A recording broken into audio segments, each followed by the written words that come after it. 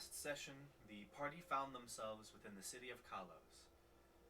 From there, they went on a spending spree, finding new items to purchase and buy from different magical shops.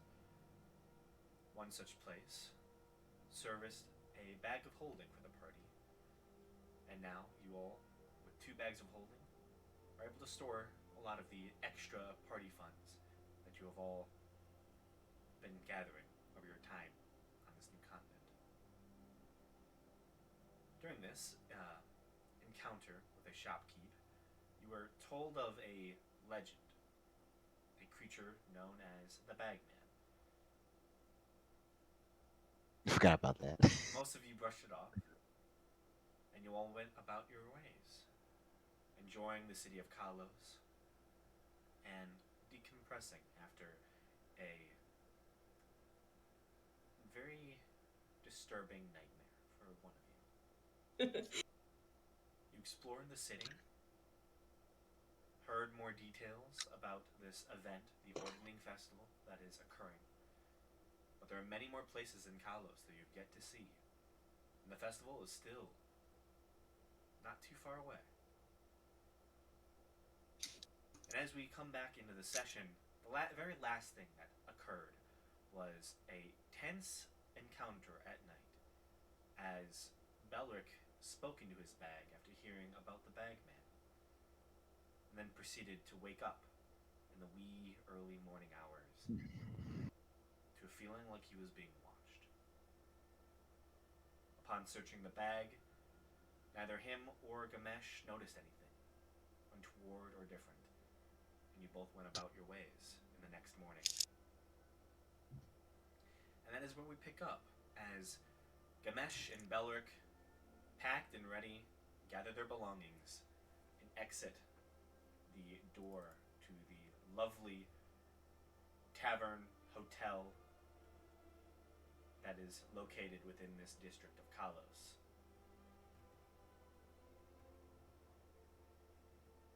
So, the two of you make your way out of your door and small shared room within the Grateful Lily. What do you wish to do? Okay. Um.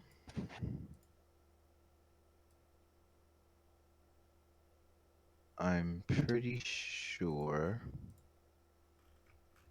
Okay, so we got our payment. We went to the magic place. We chilled out for the rest of the evening.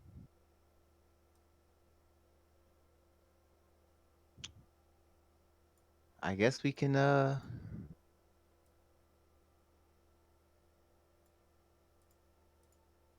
what if the people were going missing in another place? We'll do that a little bit later. Uh Yeah, I will say, I forget exactly who went on a walk, and I believe it was Faraday and Senti. But the yeah. two of them uncovered details that actual issue has recently been solved on all on its own. Yeah. Oh, all right. Wonderful. I don't All know if right, they remember then. exactly what it was supposedly that was causing the issue, but um, there seemed to be signage. Okay. Then I guess would we then I would go to Sears' room. Seer and Faraday's. Easy enough. Um Knock on the door, of course. Yeah. Um, I'll let you in. Or I'll at least open the door. At least open the understandable. Um So, how'd you sleep? Well, I slept, so that's an improvement. Well, all right, that's good. All right, then, you trying to go meet these brothers today?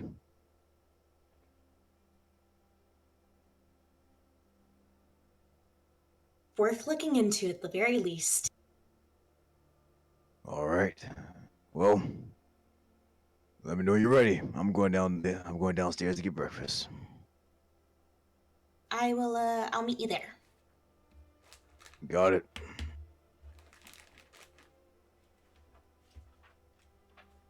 Okay. Heading down for breakfast, you can easily just mark off 8 silver pieces as you enjoy a comfortable meal in the establishment. I just give him a gold piece. Fair enough. Easy change. Eventually, you all find your ways downstairs upon awaking. If you desire a breakfast, you can easily partake. I would like a breakfast once I come down.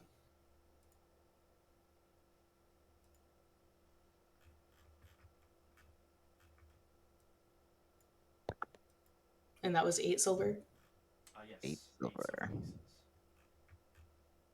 Okay. I have 155. I think I can afford this. I hope so. Oh man, Roll20 now has a short rest and a long rest button. Oh. Really? That's pretty cool. And now I need to see how it works. Oh I'm my so goodness. if I click. Okay, so that's what it does there. Man, they're adding a bunch of like stuff. Right, a bunch of quality of life stuff now. Man, I forgot I had expertise in performance. Why? Huh? Why? Why do I have it, or why do I keep forgetting? Oh, I thought you said you felt bad that you have it. I was like, why? No, I keep forgetting. Oh. Maybe she just hasn't been in a singing mood. I mean, I haven't had a chance. We've been in a tower. We've been in Yeah. like one battle after another. Yeah, it's been pretty steady. And then the one night we did have off, like the one day we did have off, I was fucked up. Yeah, pretty much.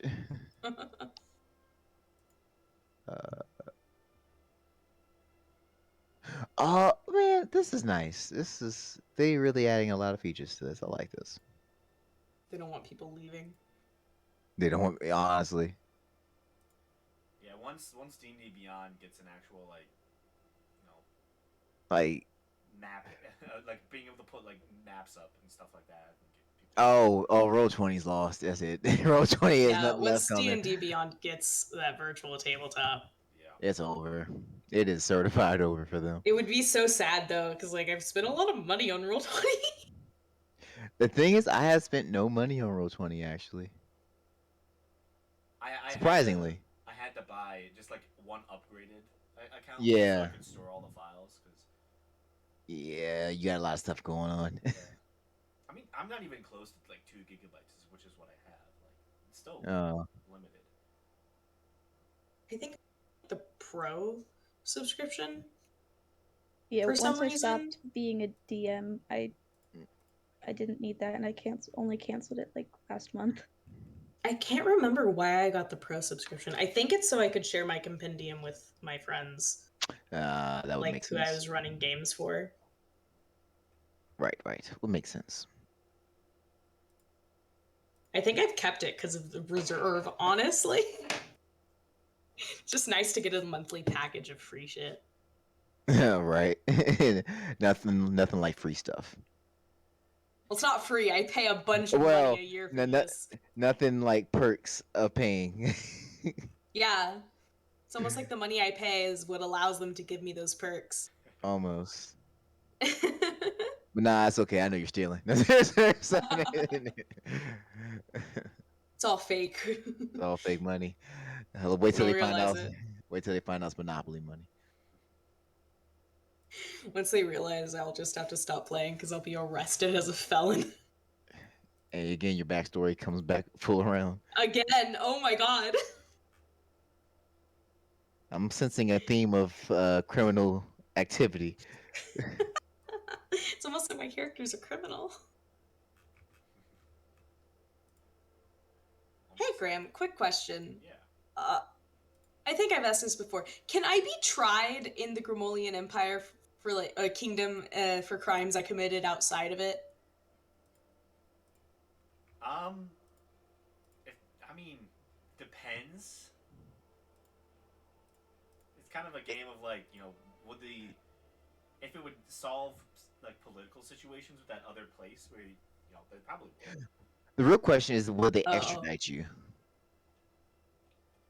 True. I mean, if it will win politically, yeah, you would imagine so. Like if it's just a normal criminal, like probably they don't They care. stole some bread in our city. All right, dude. So Okay, guys. We got to make sure no one in the Grimolian political sphere understands what I've done. Mhm. oh, they're gonna have to fight Gamesh too. So it'll be two powerful mages they gotta deal with, not just one. We just like start opening the cursed books. Because remember, I'm not part of the Grimoli Empire. I'm from Bastion, so Oh yeah, that's Yeah, right. me too. so I don't have any affiliation with that place. Yeah, Bastion's is like its own. It's basically its own city state. It's like just That's God. Come where the monsters are. It's okay. I have to It'd abide probably by be the safer. rules, right? Are the mountains in the Empire? the mountains, technically. More Gross. importantly, is Faradir's like, I don't know, what is it like? I don't know what your group is called, but is the group Faradir stays with considered citizens of the Grimolian Empire? Or do they even care if they're citizens? Is the real question. Do they know there's a Grimolian kingdom? Yeah. Oh, I'd say the giants aren't part of the kingdom, but probably because it's hard to invoke a kind of a rule of law in that place, with the giants. But It's hard to probably- tell giants what to do. Yeah, really. They can simply not listen. So it's like if there were giants in the Appalachian Mountains, like, there's nothing we're doing about it. yeah, if they don't want to follow our rules, then they don't have to follow Yeah, our rules. America Like, we're lays just claim vibing to up the there, mountains, it's but, fine. yeah. The As land long is as- claimed by the kingdom. So. As long as they don't try to come start wars with the kingdom, they're like, all right, let them stay in the mountains. It's whatever. Looks at Zarin. No, right. Motherfucker, we had peace for so long. You know what's funny? You know what I just realized? No one in our group is actually a technical denizen of the Grimolian Empire. It's kind of. Mabeki might be. No, she's No. no, she's not. No, Mabeki is not. She was in the Cold Oh, no. Cliffs. Yeah. You all are just a bunch of noble outsiders. Rip. I mean, I don't know if I'm a citizen of the Grimolian We Kingdom, have but I do, no but I loyalty. do own land. Yes. Your own You're land. technically now a citizen. Yeah, I am now a citizen. And I mean, The the, only- fact that Vote, all of you Seer. have rooms, like, you could all consider yourselves, like, partial citizens. Like, you basically have, like, a dual citizenship coming. we're Small vote, politically we own important enough Mhm. Who that was we're the- just kind of like ambiguous to the Grimolian Kingdom. So I suppose. technically, the only characters that we had that were technically like legitimate citizens were Blackwall, technically Karn, Technically, yeah. and Asif. Yeah. I And mean, Asif. That, Sarah might have been. I don't. If she was, she didn't know. no, I think but she was from never further. left where she was from. Which one? Sarah. Where was she from? I She's I don't forgot. know if technically her- from the mountains. So, I mean, It's like technically a she forest is, area. Yeah, it's technically. It's the same thing with Faradir. It's kind of like inland that is It's claimed. there, but the Fearbolgs are just like, we're just Yeah, in the it's more of trees, like man. whichever place you would want to, side with in the moment. It's a border village that really has no like, I'm a part of this kingdom, so it's hard to rule them until you start doing it. Right. It's like a real life version of that one guy who like declared his property sovereign territory inside the United States. Oh yeah, I know what you're talking about. Yeah. This is the fantasy equivalent of it. The villages aren't necessarily like they're part of the Grimolian Empire, but like Yeah. do Until they the really government- follow the same laws? And- Yeah, until the government comes in with troops and says, "Hey, you're following our laws. You gotta stop this." They're just not gonna do anything. Yeah. Asif And I is don't a see why the citizen, government but would care. pretends she's not. So she I can mean- do more crimes. Asif is a citizen of the ocean at this point. That's If a Yeah, society, I mean, she didn't know what the capital city was or that there was a king. So yeah, is she a citizen? Yes, but she would not pass the citizenship Oh, test. absolutely Yeah. not. There's Not a chance. a difference between being from like the core valley and the outer lands, which is where Sala is. And Sala being is- intelligent. I oh, wish goodness. her intelligence score was lower because it should be. She, Her charisma and intelligence should be in the negative, and they're not, which is upsetting. oh goodness. On the There they are. bright side, at least, she was, well, lovely. She was passionate. Yeah, she Yeah, was. passionate. That's a word. There you go. I can make it always seem positive. Just gotta pick the right She's terminology. not bad. She's just not great at being good. She's chaotic good. She's good, she's but doing her like best. not by our standards. It's like She's an she's good. anti-hero. She's good, but it's like, do you really want her help? Yeah. Do you? Like- She might strike you and herself with lightning, and you just have to deal with that. She wants to do what she feels is right, but she does not care who, including herself, that she has to hurt to do so. Yes. And Laura, I love your little tag on Discord. I'm in my evil art. Yeah, Just I've just wait. been feeling that lately. I was like, I've decided to be evil now because it's Some better. things. The Something- backstory has already been solidified now. It's the darkest timeline, Faradir. Evil Being campaign nice win. hasn't worked out for me, so I'm just gonna start being evil. I feel you on that so much. I'm honestly surprised I haven't had to make Sears alignment evil. You're still towing that line, you know. I very much am.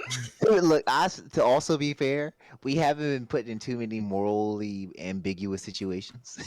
Yeah. Luckily, we like the guy that I mean, doesn't like alignment's us. pretty fluid. Like it's Yeah. Now, but I'm saying that we haven't had to make the choice of ourselves over other people. We haven't really had to make that choice. Yeah, but you know what Sear would choose. Oh yeah, I know definitively. But luckily for everyone else, is this happens to be the guy that we don't like and doesn't like us. This happens to be really fucking bad. So Yeah. we're always a lesser of two evils in the scenario. It's really funny.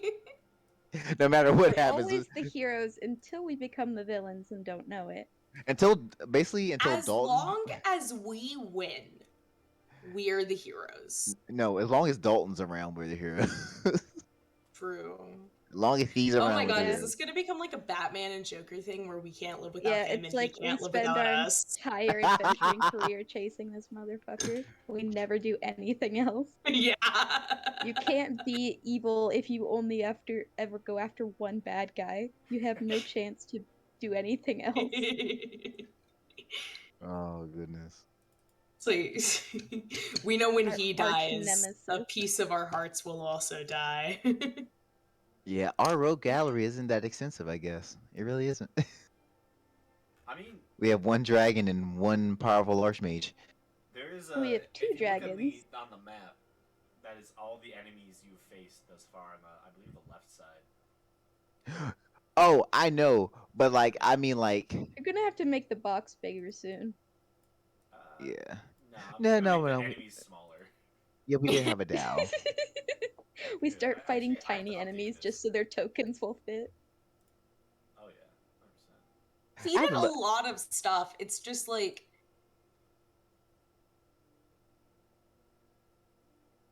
I feel I, like I like A how lot of Pop the It. I things like how we've Pop It killed has has his own. been from a section. neutral slash good-ish standpoint. oh I- yeah. I know Guy and Juggernaut. Yeah, the Guy and Juggernaut does. Oh, there's that token. I'm gonna be updating this as I like how there's like a heart around Poppet. Who drew that? I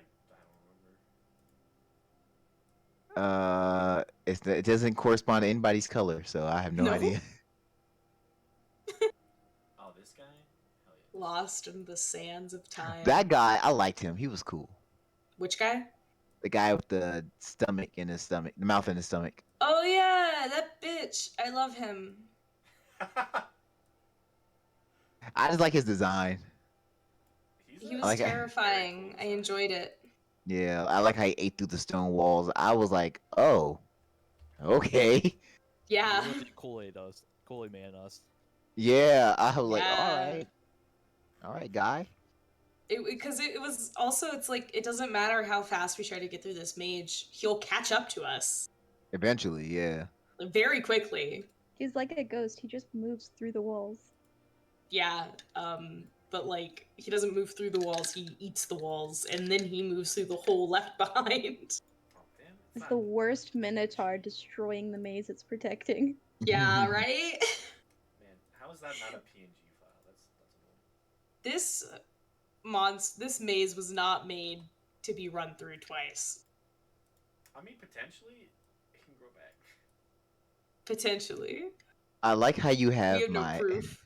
I like how you I'm have sorry, my. the maze can grow back. I don't like that sentence. It's a magical maze. I mean, we can always go back and bring the tower down, if you want to. Just spell. We cast anti-magic feel. Yeah. Oh man, I wonder what that would happen. What would happen there? We just What? crumble to dust. You still have my elk. Oh shit. Ah, good times, good times. Yeah, he's a very important character to the lore.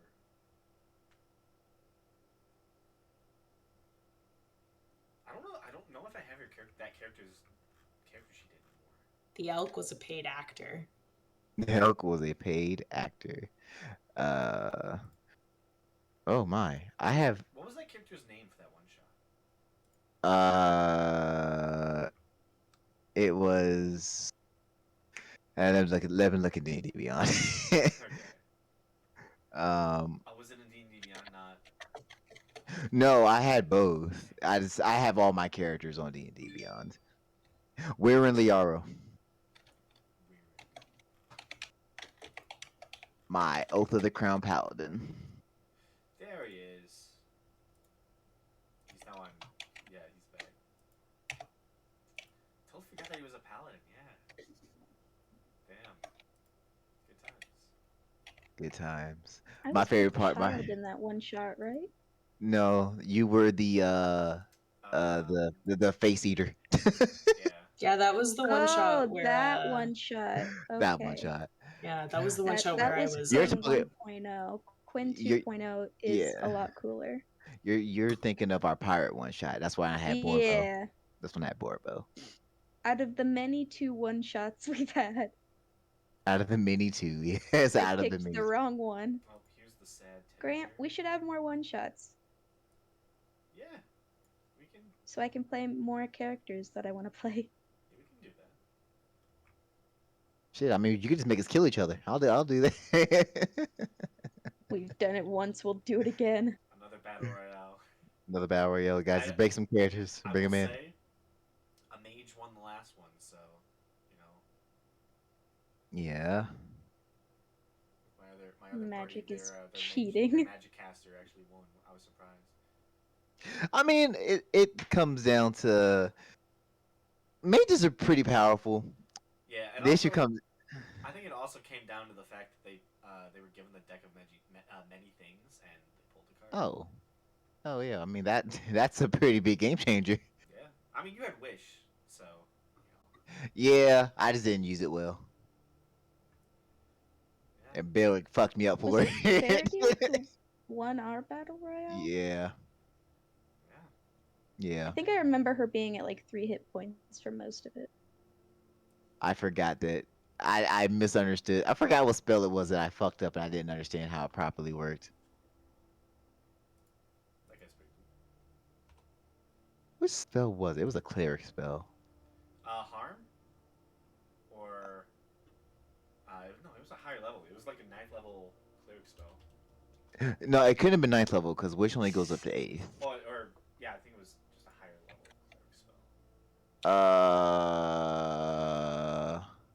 Um, Divine word. yeah, yep, 100%. I didn't read the part about the charisma saving throw against a fucking paladin. Yeah, choices, choices, choices. Then Belric really made me pay for it.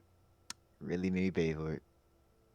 Yep. Then Faradir gets a natural 20. Yeah, and it was over after Faradir just that. got very lucky. I feel like it would have been Belric's game if Oh Faradir yeah, rolled Faradir bad. got real lucky. Like I said, she was super low on hit points for a long time.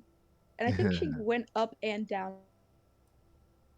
Like I think she got knocked out 2 or 3 different times. Yeah, I think I almost like knocked out Faradir within like the first round. Yeah, Probably. it was very lucky that a lot of that map had like AOE healing or harming spells that like you could just be easily activated. Yeah. I think that's what saved me a couple times. Oh, definitely, 100%. Um, yeah, we have the storm. I think it's up to date now.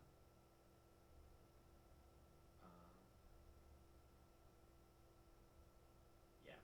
So, you all wake up and get food down in the main tavern area.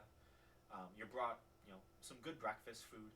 Um, the immediate smell of the entire space is that of essentially like a good diner. You can smell the hash browns currently being turned into golden brown, beautiful pieces of potato. There's the smell of bacon and other such foods as a delicious breakfast is brought out. Um, Even for Faradir, they do have some good options that are not, meat based, and generally, it's a fairly comfortable, nice breakfast. The space is filled with many, what seems to be people who have probably been enjoying themselves. The full-fledged party scene has not hit the city of Kalos just yet, but there is a sense of a growing um, air of excitement and party that is going to be taking over in the next week or so. But yeah, you finish your food and have the city to yourselves. There's lots to explore within the city of Kalos still. Okay. Um. Well, I know Gamesh's first order of business is to go to the where's my notes? Cloud something twins. Yeah, and they're specifically in the Sky District. Mm-hmm. The Cloud Crown twins in the Sky District. Yeah.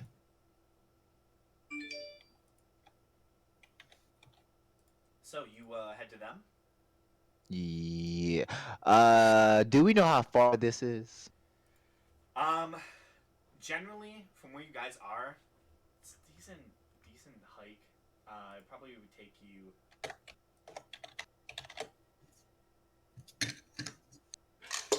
Um, Probably a good couple hours at least. Probably maybe 3 or so. So, do we see any of these carriage services? Yeah, Yes. can I find a carriage service? Yeah. They seem fairly prevalent and common within the city of Kalos. Yes. It's almost like this is a structural design they have to have. Yes. Faradir can easily note that many of these carriages, they range of all types. Some are carriages, some are just, small chariots. Many different ways to take people across the city. Most seem to be fairly mundane, especially in this part of the city. There is some evidence that certain individuals probably have access to flying mounts, as you do see some take off specifically from the center of the city. So most likely from the Sky District and possibly even the political district within the city to cover vaster distances. But Faradir specifically notes that each one is marcated by the giant rune third, which is the journey rune.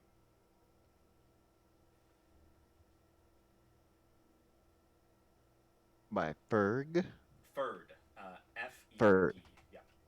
Okay, Ferd with a D. Okay. Yep. It's the Rune of Journey. And I post that, a nice little image of that into the Discord as well. It's a cool looking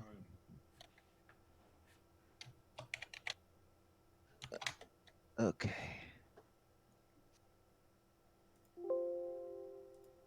It is a Alrighty. cool looking rune.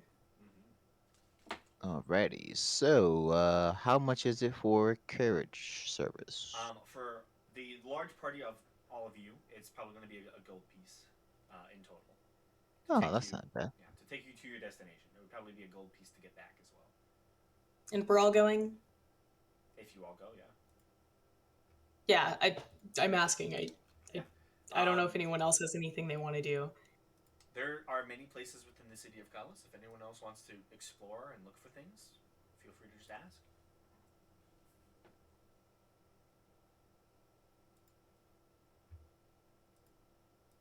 I'll mark that as a no. Okay. I'll fork up a gold piece then. Okay. You all hop aboard the carriage and make your way into the Sky District. Through the busy, bustling streets, you make your way in and head towards the northern section of the city, going back towards the main thoroughfare. What seems to be a main entrance way into the city from the spaces beyond seems to be this massive singular thoroughfare that just stretches deep within the city's heart and center. From there, you immediately begin to turn right and head off into the large mercantile district.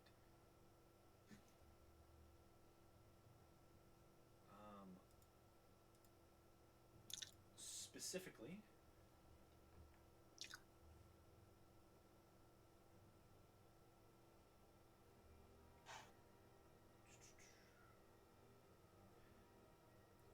you pass by what seems to be, elements of the general shopping section of the city of Kalos. Many open-faced tents tend to spot the massive open courtyard that the massive interconnecting roads allow, creating this very buzzing atmosphere of mercantile activity. You begin to move off north and go around the main thoroughfare within the Sky District. And begin passing by what seems to be many large manor estates, as they seem to fade out of being mercantile in design and structure to being more artsy.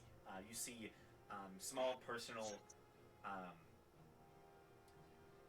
art houses, places where pieces are shown off to certain individuals. You see very high-end, smaller shops that seem to partake to particular brands that certain houses might enjoy over others.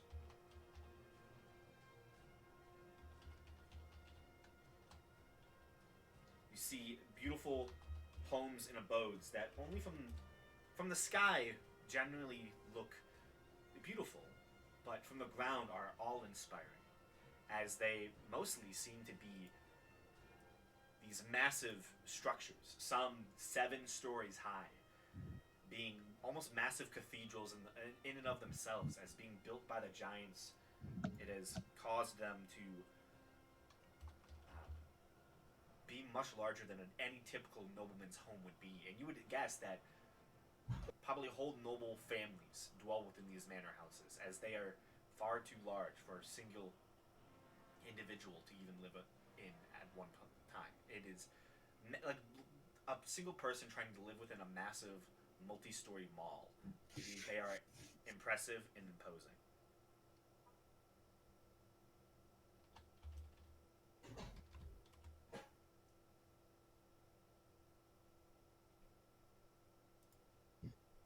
Oh man. No matter how often you see this stuff, it's still really fucking big. Yeah. It very much is. Yeah. continue moving around the massive abodes and come to the northern section of the city. Similar in style to the entranceway that you went into the other political district within the city of Kalos, the Uvar district.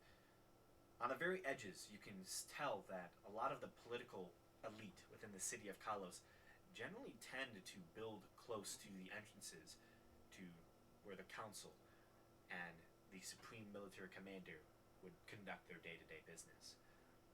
The house you are directed to is a massive abode, similar to a giant, almost massive X. You can see 5 tall, gleaming towers spread up from what seems to be a massive 3-story building. 4 of the towers are located on the exact corner pieces of the building, and one taller, central, spiring tower sits dead center within the villa, the massive complex. Beautiful, almost a mix of a dark greenish, not greenish, bluish, tiled dome ceiling, like terracotta, like shinglings are placed up many parts of the manor house, giving it this very ostentatious show to it, far more than a lot of the other abodes that generally surround this space. Outside, you note many personal household guards that depict what seems to be spires, 5 jutting points, similar to the towers you see before you, that seem to have wisps of cloud just at the base of them. You would presume that this is Cloud Crown Manor. You see a towering wall, some 12 or so feet high, with 2-foot sharp iron spikes dots the space before you. Towering what looks to be palm trees and other sort of Mediterranean type trees seem to jut up and show up over the surrounding wall. A massive expanse of garden seems to be currently walled off. As you are let out of the carriage, your immediate sight is these guards, as they currently are just standing, waiting and watching.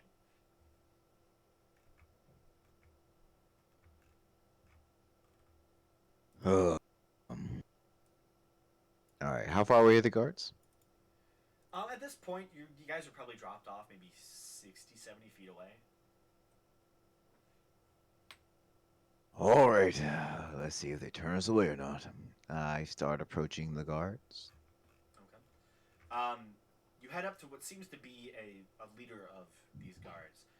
He seems to carry himself with more air of authority. Tall Goliath, probably about 7'9"-ish. They kind of look over, spot you all, and begin like showing themselves up as you begin approaching with clear distinction.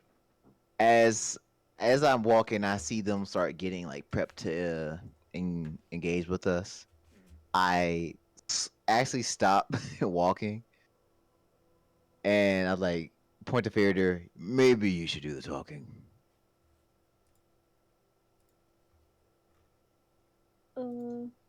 Yeah, sure. Just so you know, we're here to see if we can get an audience with the brothers.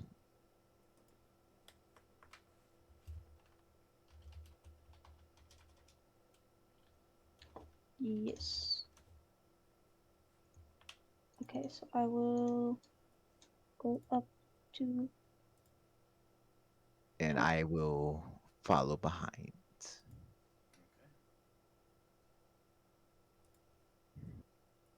Faraday, you walk up to the guards. You see the main one. You're a very tall Goliath, and you do slightly tower over this tall, imposing Goliath figure. You see intricate tattoos up the neck that kind of wrap around the jaw, leaving the head, somewhat that whitish, pale stone color, without much tattoo. But you do, being taller, kind of notice they do have a single back tattoo that kind of goes up the back neck and just ends right about like the base of the where your hair would part in the back. So kind of like where the hair in the back would meet the hair on the top of your head. You can just kind of see the element of that tattoo as it is present there. Hello. How can I help you? We are here to see the brothers if they have time for that. To see who? What are we doing? What are those guys' names? The Cloud Crown twins? Yeah. Yes. I think you just Oh, I call it thought the they were the twins. Cloud brothers. The Cloud twins. Why Yeah, do you why wish to not? see them? Do you have business?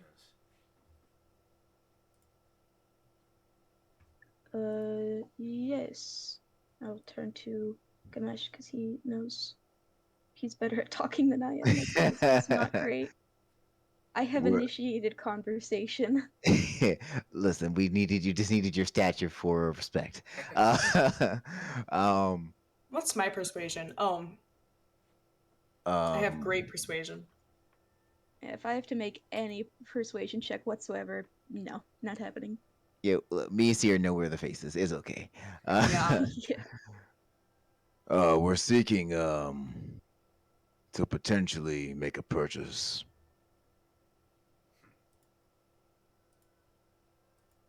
A purchase of what? We hear they're procurers of magic items and artifacts, and they have been given tips and clues that one we might desire might be in their possession. Hmm. Can I have a name of the item? Don't know the name of the item exactly, but its use is to prevent the access of the dream spell into one's mind. Hmm. Can I have a name of your troop? Avant-garde. I forgot that was our name. I forget we have a name. Yeah. I'll go see if they wish to speak with you. And you see he kind of looks towards the others, gives them a nod, and he goes through the main gate. You see the other 4 guards kind of take positions in front of the gate. Just kind of watch you all. It takes a while. You stand around for about maybe 15 or so minutes until you hear the heavy footfalls of metal on stone as the individual kind of walks back out through the main gate. They're somewhat interested. If you would not mind following me, kind of allowing you to enter. All right.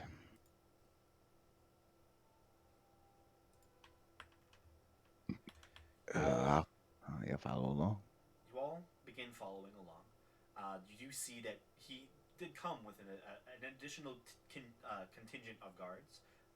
As you do note, there are about 8 or so guards that flank the remainder of you all as you begin making your way through a very beautiful garden, fountains and small benches, um, with well trimmed, soft grass all around. It is a beautiful garden estate.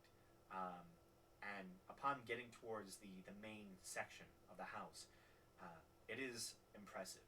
The house itself rises probably a good 20 feet off of the solid ground before you, as what would probably be just a few steps for giants in their time has been turned into small 20-foot steps that just reach out from a very far expanse of the house and just go up it.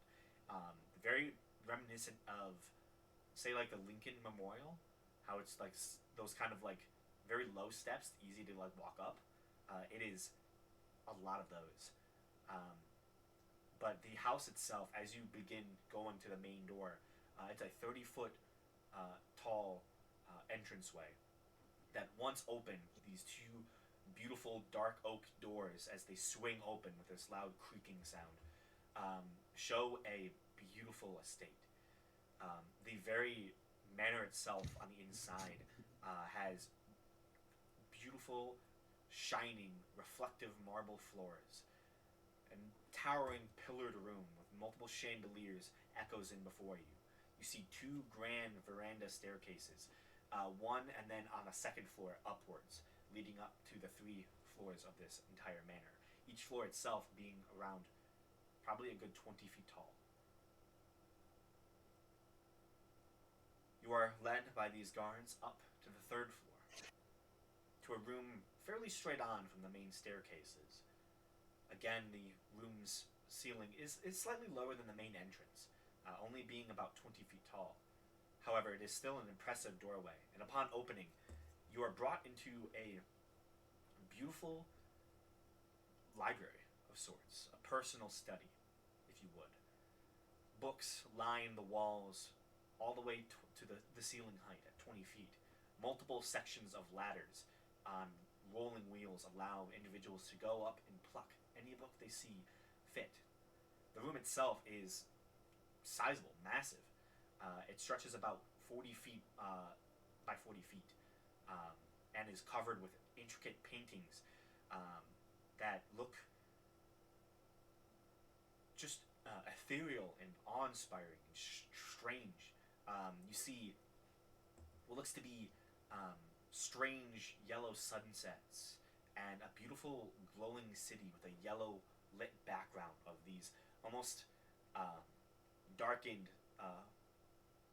obscured buildings that the details can't be made out, but you can just see the backdrop of these towering pinnacles of some sort of cityscape, far different than any you've seen thus far.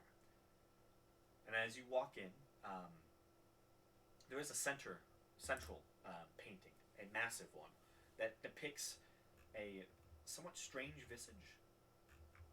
It shows some strange symbol with slightly gold filaments that kind of make out this strange, partially covered image, as it is the base of what looks to be some sort of plinth or platform that contains a singular, large, probably handball, like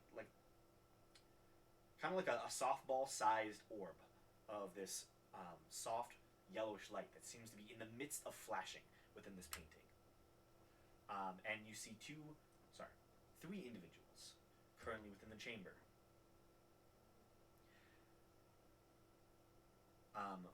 The first one that you notice seems to be a somewhat tall Goliath. They only stand about 7'5", 7'6"-ish. Definitely not as tall as Faradir. But you see the figure is dressed in navy blues, with what seems to be a navy blue on black, with this large half cape that drapes over one side, with this beautiful black filament on it. It seems to almost like shimmer and shine slightly. The figure is a Goliath. You see their tattoos are intricate and seem to form almost like lightning bolts as they goes up their face and into their hairline, like upside down lightning bolts as it goes up into there. The other two, one seems to be a man, Goliath as well, who has some elements of tattoos that you can see beyond their cloak, but they seem to wear this very nice, beautiful, like kind of lighter blue color scheme to them. It's mostly light blue on black, but ostentatious and beautiful. Faradir and Belric, just make perception checks for me.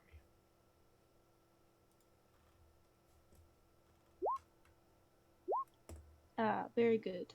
Okay. Belric, you kind of the only one to notice. There's a hint of another color within the color scheme. There's like a small between him and the other individual. There's small bits of yellow, almost sewn into the underneath of some of their clothes. It's hard to see, but with your no perception. You're just able to notice it.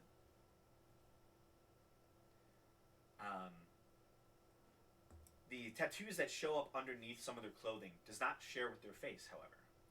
Being a Goliath, most tend to have some sort of facial tattoo or coloring. This one and its twin does not. It is a pure, almost like white, pale bluish face. You can see elements of tattoo up to the neck, at the very neckline, but it seems to end there.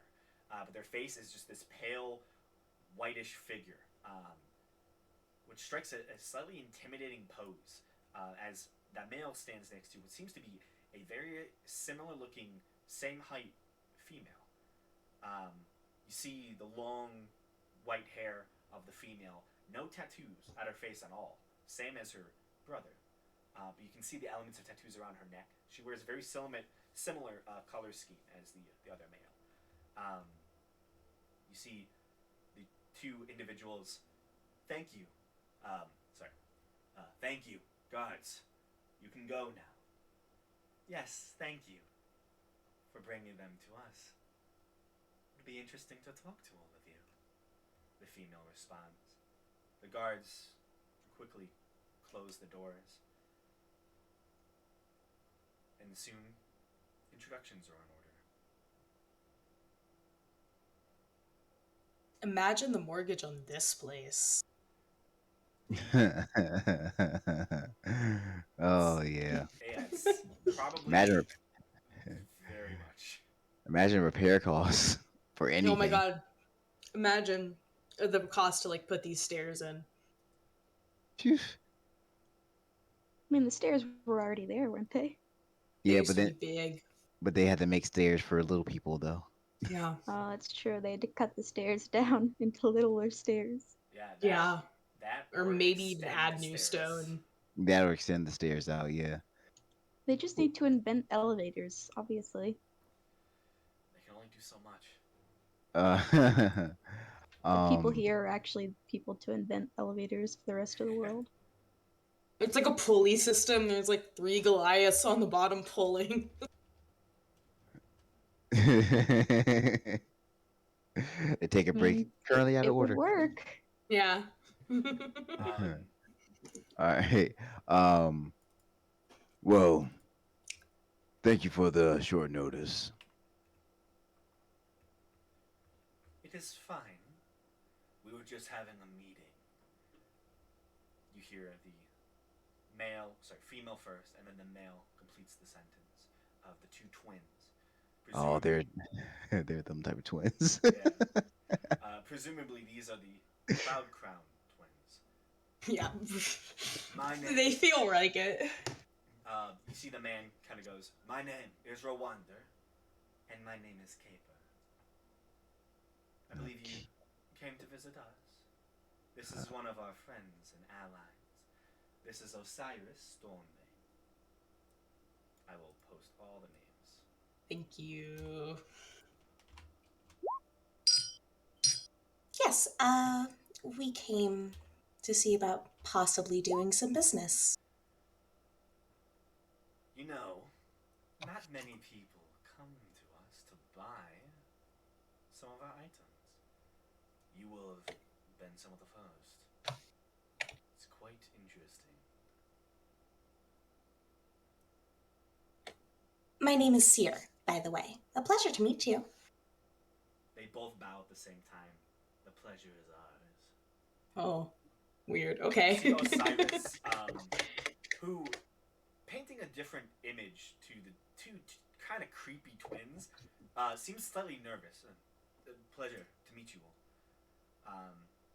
Slightly flustered.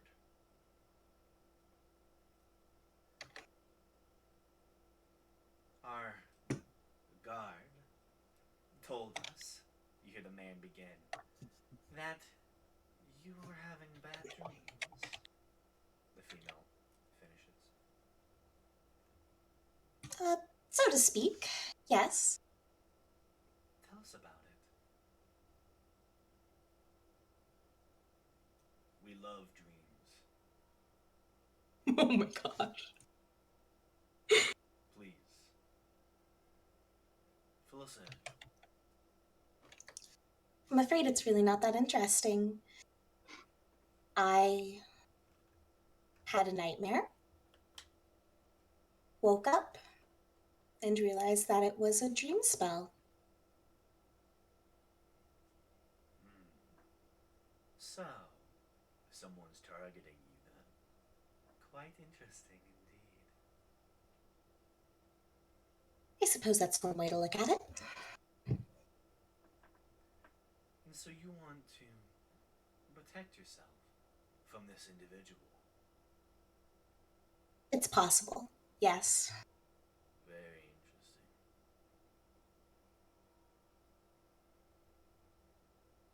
You see they both turn their heads towards Osiris, the other Goliath in the room. What do you think of this, Osiris? Well, if it were me, I'd want my dreams to be private as well. I would concur with her want and need to protect them. Protecting dreams is very important indeed.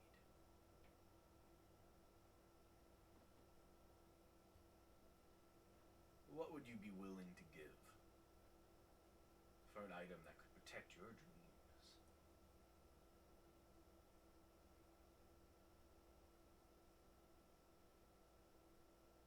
Well, I have Yep. money and other magic items I would be willing to trade. What are these other magic items? We have plenty of money. We like other things. I had a feeling. I still have the Seed of Gulthias. ooh, that's a good one. I have the immovable rod. I have Dust of Dryness with 1 bead and 3 sprinkles. I have the folding boat. I have a Wand of Wonder. I don't know if a baseball moonstone is magical. I don't remember what that is. I think this is a baseball-sized moonstone. Okay.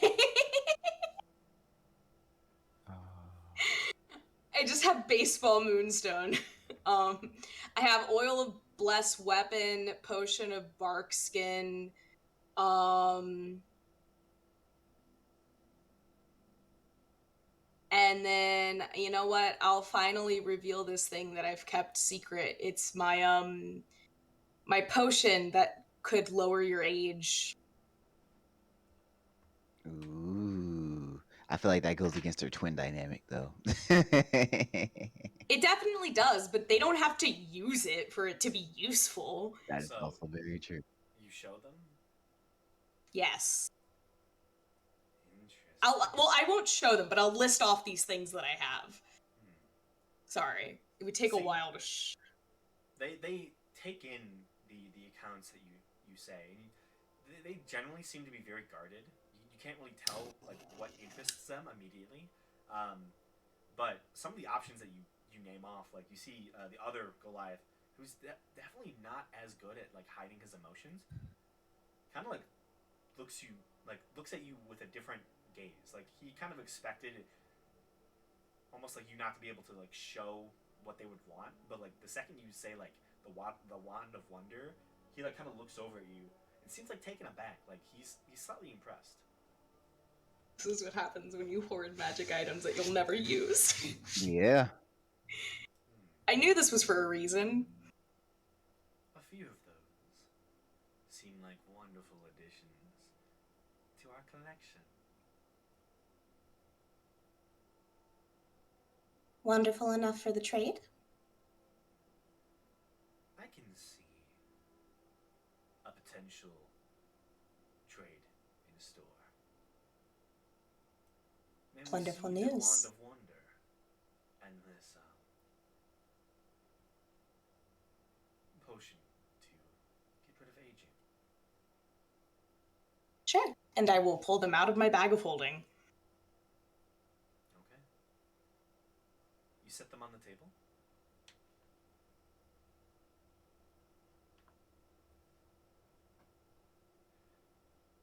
you see Caper, the lady, begins to slowly walk over to inspect.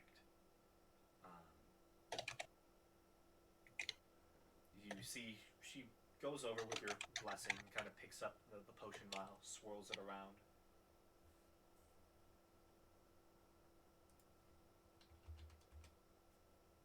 Um,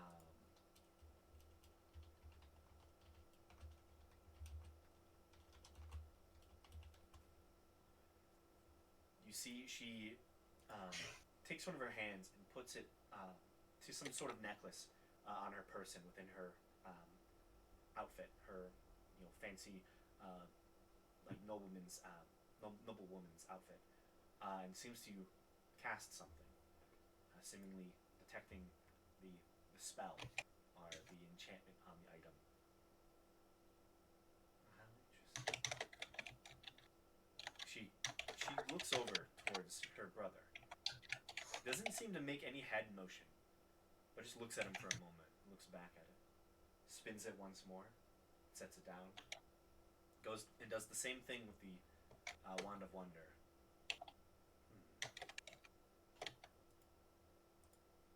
Bring us some interesting finds.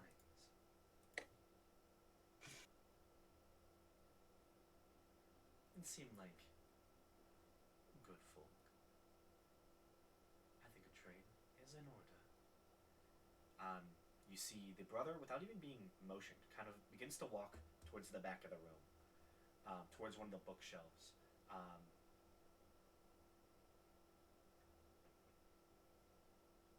And as he does so, you say he kind of flicks his fingers, and you see just like a sphere of darkness just erupt within the back of the room for a moment. It stays there. I can respect this. For a brief moment of time until he returns, and you see it shifts and fades as he walks and holds a beautiful looking strange object. It looks like a dream catcher that slightly seems to have like strange like black hairs draping off the bottom of it instead of feathers that you would normally find.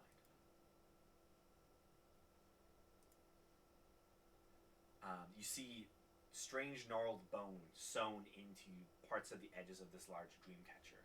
And you see the figure, Rowander, walks over and just seems to let it go from his fingertips. And you see it slightly begins to just drift slowly over the table that they had brought you to. This is an interesting item we found once upon a time. This is known as Baba Yaga's Dreamcatcher. Oh god. A very Interesting. potent item. The only thing that could presumably stop dreams and nightmares from ever reaching you.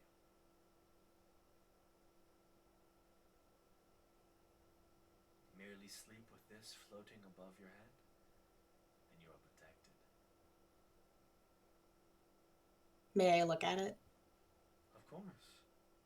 You see Caper kind of drifts her fingers, and it just seems to just move towards you, slowly Cool. floating across the table, spinning as it does so. I don't think I have time for an identify spell because I can only do that as a ritual, so it would take like 10 minutes. But can I just like looking at it? Make an Arcana Like- check. Yeah, can I just like I know I won't be able to know what it does. I just want to see like if this seems like it's correct. You want to just ask them if So they'll let you 12. take the 10 minutes? 12. I mean, it shines with an aura of pure magic. It's clear to see that this is a magical item. Yeah, Whereas, like, okay. Some are like mundane. This is very clearly it's floating in front of you. Yeah. Yeah, it's Exactly. This is more just me being extra cautious. As Seer looks at it, I'm gonna whisper in her ear. You want me just to ask him if you can cast Identify on it? I'm gonna shake my head. Yes or no? No. Okay. It's fine. It's magic, and that's all I need to know about it.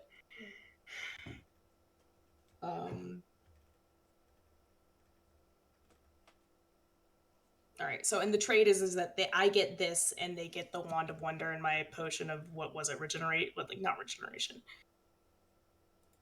Potion of Youth or whatever it was called. Yeah. Yeah, I'll make that deal. Awesome. So they gain the Wand of Wonder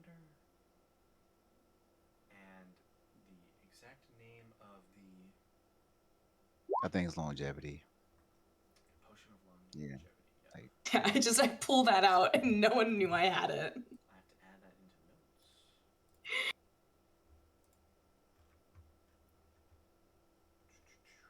Like, I'm sure they're both great, but just for in terms of usefulness, you'll have other things you prefer to use. yeah. Plus, I have like 2 spell scrolls. One is like anti-magic field, so I'm sure that would have also been interesting. But That's only temporary. well, not for me. No, I meant like the spell itself is temporary. You gotta keep casting it. Yeah, that's fair. But even just having the spell scroll could be. Oh yeah. Those things are expensive. Very. I also have Tinser's floating disc, which I don't think would have been a very interesting, but it is rare. Point is, I'm not parting with anything I can use long term. Smart. And if I haven't used the Wand of Wonder yet, I probably won't. Honestly, yeah. I forget. I might as well use it. Yeah, it has some interesting abilities. Both of them combined are very interesting objects that, yeah. I forgot the Wand of Wonder even does. I can cast some good spells. It's just like a Mm. random chance, though. Right. Looking at it now. Yeah, you can like petrify people though if you get a specific roll. Not so Lightning like, ball, yeah, cloud size of cloud 600 oversized butterflies. yeah. That's interesting. It has some use to it. Right. But that potion of longevity, very, very cool.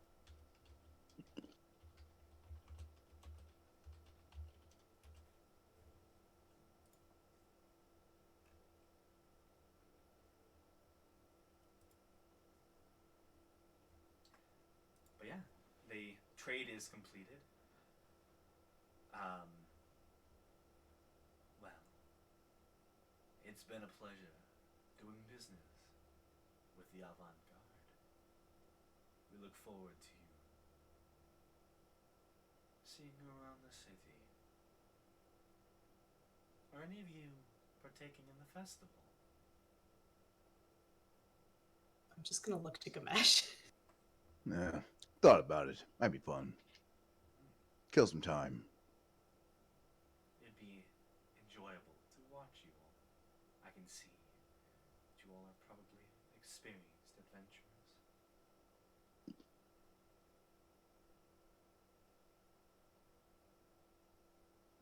We'll be watching with great anticipation.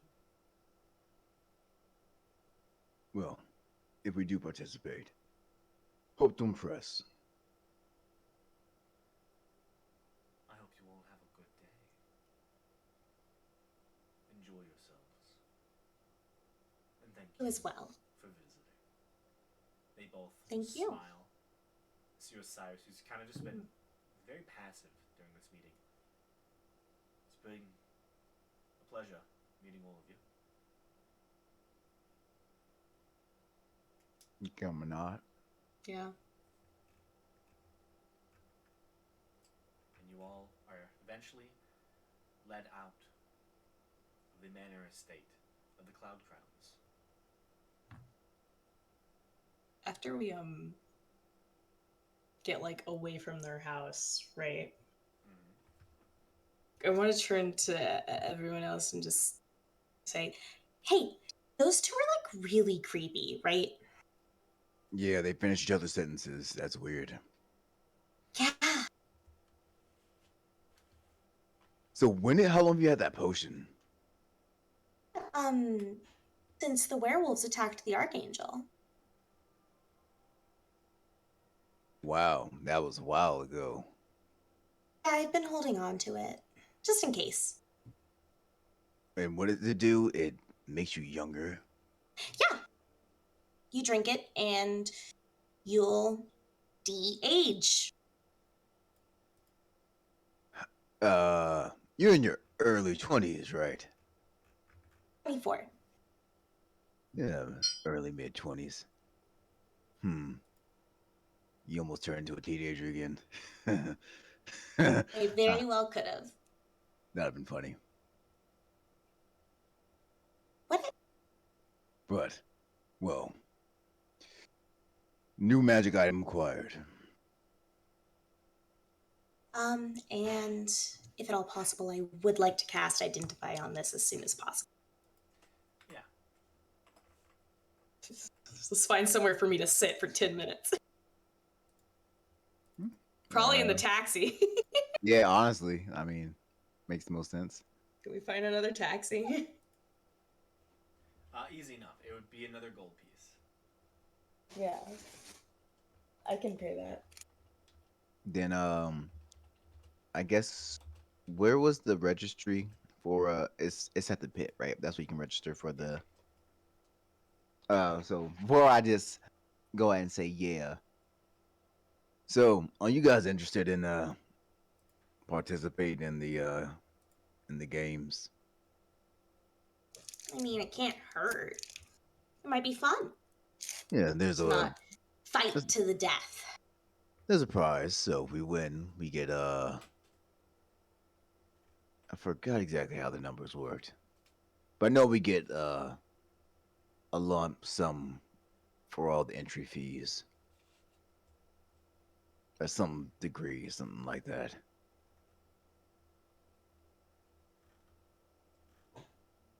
Yeah. All right, I'll be down to join. Sounds like Yeah. fun.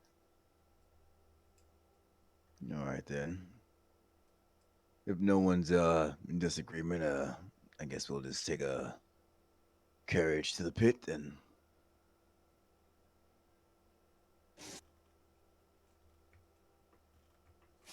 I'm pretty sure it was the pit. That's where you had to go to sign up. Okay, yeah.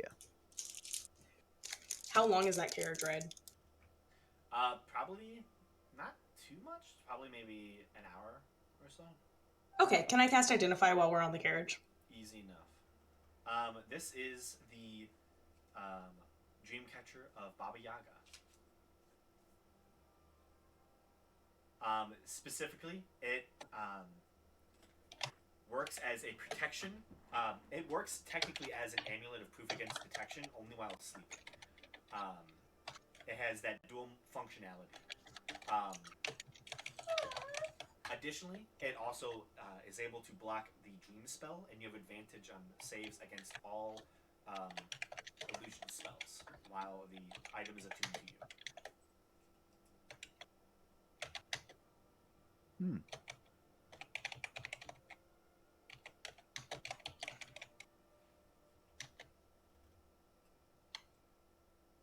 So the question is, what are you going to unattune from? Probably my Breach of Shielding. Right. Because, like, my Archivist goggles, I just use more. Oh yeah.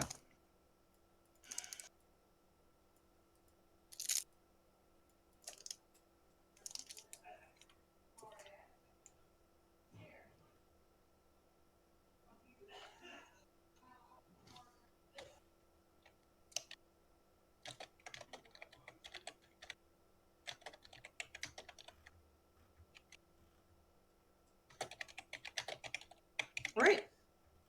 Yeah, This is great. a very useful item. Now we can see who he's going to target next for the spell. You know me so well. I mean, he found a very fun way of fucking with us. He's not gonna let it go that easy.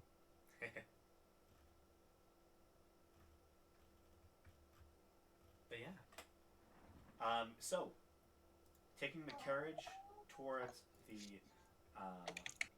Blood Festing, the Blood Fortress Colosseum, you head north and off slightly towards the west, heading out the main gate. I will say you note that the city itself um, seems to have all of their entrances on angles. The only entrances that seems to be with the cardinal direction system is the main entrances to the central um, storm district. Um, Whereas every other district is kind of slightly askewed at an angle, allowing for easy access into the city from all other directions. So heading northwest, you make your way out of this layer and back into the Stein district, and eventually you come across you presume to be small elements of the very edges of what seems to be a massive um, section of the city that revolves around industry. Many of the smithies and foundries and lots of places that has to do with the production of equipment seems to be dwelt within this part of the city. But just skirting along the edge of it, you eventually begin seeing a lot more large taverns, massive towering complexes that seem to be taverns and bars and all sorts of entertainment buildings. You begin to see festive decorations begin filling the space as the entire massive section of city is being worked on to provide a very nice festival period for the city of Kalos. You begin to see deep reset amphitheaters, currently having all of their decorations and material being put up. And you see many signs beginning to point you in many different directions to all sorts of new events that are going to be happening within the coming week.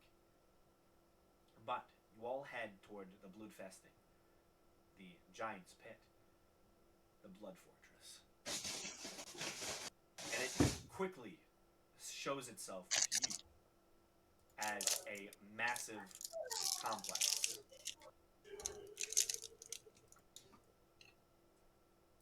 What you see before you, to the Giants, would be an impressive, yes, Colosseum. But for humans, it's awe-inspiring. A massive circular structure made of solid stone that boggles the mind with its immensity. This is a Colosseum, the Colosseum of Rome, but built for giants. Its gateways are impressively large, with all these arching domed entrances, and you can immediately tell that this place could probably fit the entire population of the city of Rankton just within its walls. Its immensity is almost too much for you all to comprehend.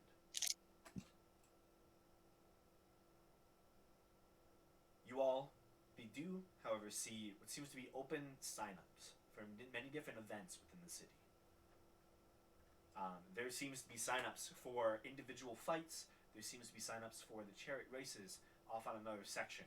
And you can partially see kind of a skewed off to the right side of this large structure as you approach, as you probably have been let out of the carriage around this place.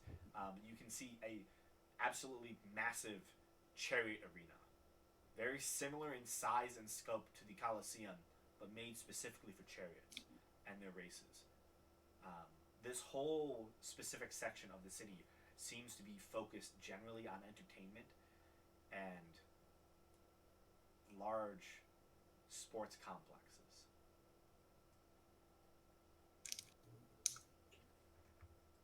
But you see the space before you, and there are many different tables signing dozens of different individuals up for many different positions.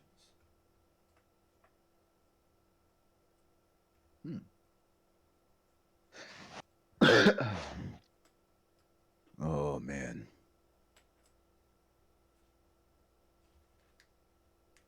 All right. A lot of events. Let's see what they got to offer. And off we go. So, which event do you wish to do? Okay, so they have single fights, they have group fights, they have chariot races. Are there anything else?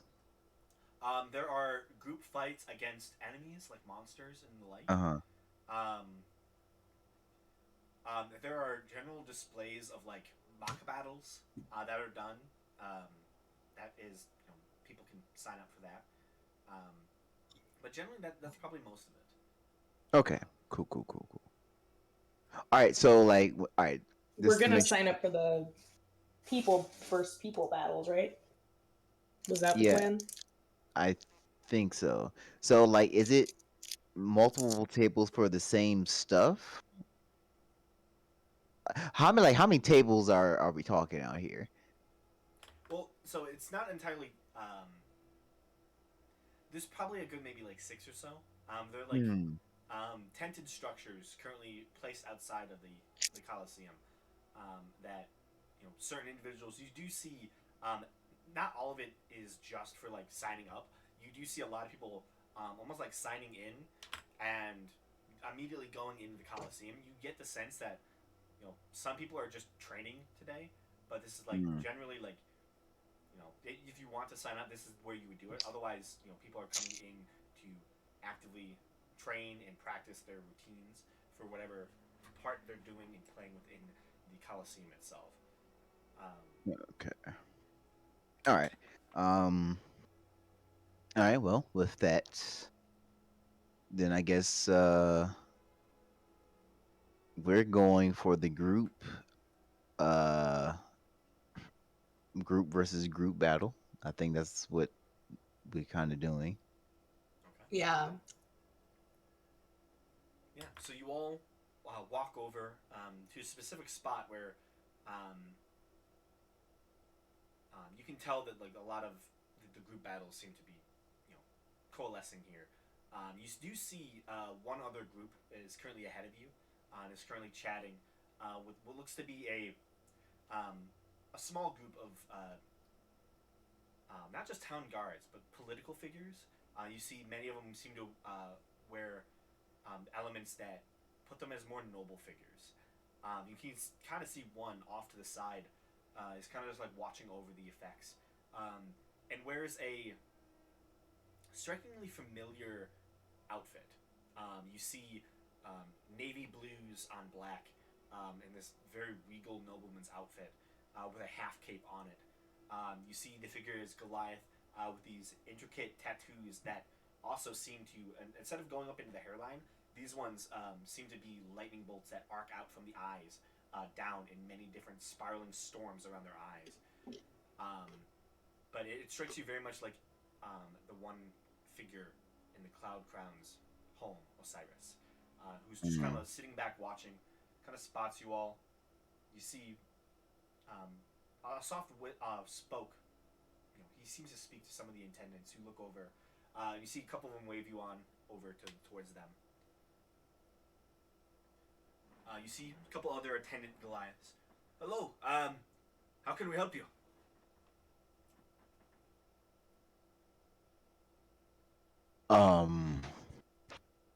We're looking for the sign up for the group battles. Group battles?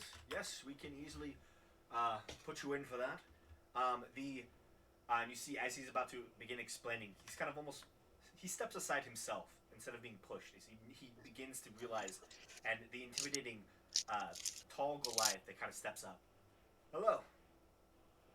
You're interested in the group battles? Yeah. The deposit for group battles is 500 gold pieces. Do you know the rules of the battles? No, we need that information too. Good. The battles are to be held on the end of the festival, specifically on the Friday and Saturday before the end. Most of the fights will be taking place on Friday. The final fight will be taking place on Saturday. That's when the two champion groups will go head to head.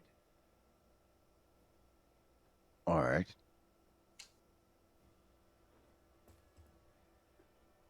There are some rules to the fighting. No killing. No seriously maiming individuals. There are protections to keep you alive, but if you truly wish to, you could kill your enemies. This is meant to be entertainment, and that is all. We don't want serious bloodshed in the Colosseum. You understand? Makes sense. Currently, we are at 4 groups. With a 5th, we will have to put in some other contenders, ourselves as the state, to make even rounds of one-on-one fighting up to the final bout. Currently, the buy-in is 500 gold pieces. The total pot is then awarded to the winner and is doubled by the state. Damn, state loves fighting. I mean, in all honesty, like 4,000 gold's nothing. I know, but still.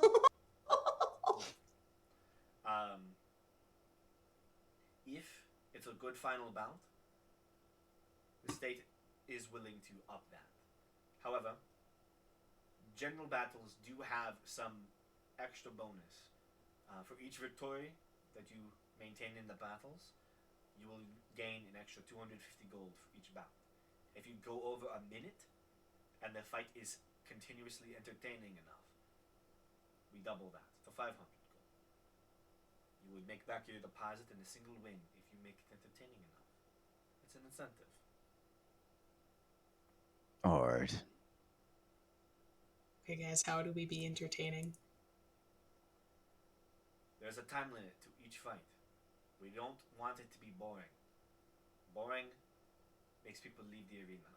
You want to be as entertaining as possible. Draw it out, but keep the people entertained. Talk them up. If you get a downed individual before you, make a show of it.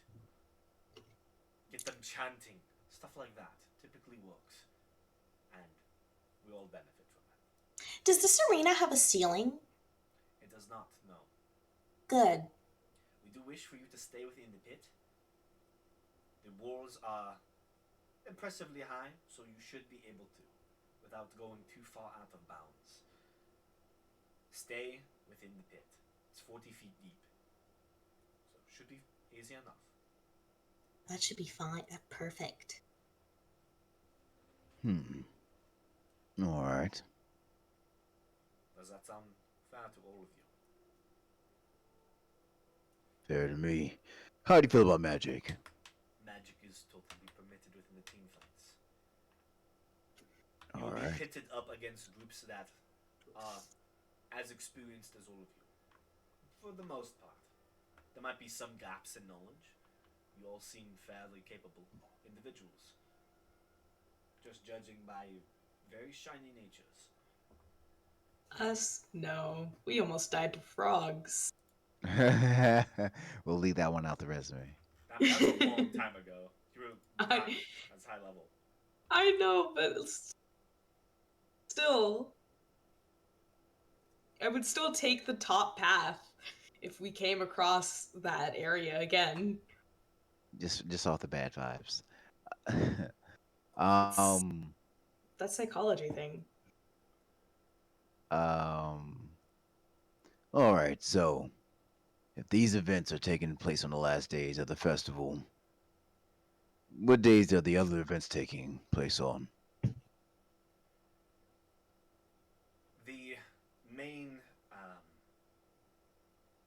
chariot races take place on the Wednesday and Thursday beforehand.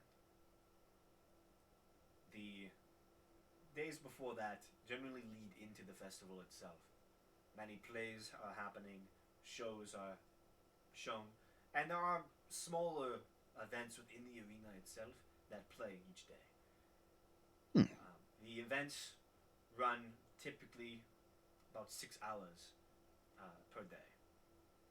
Plenty of time to sit and watch, grab a bite to eat in a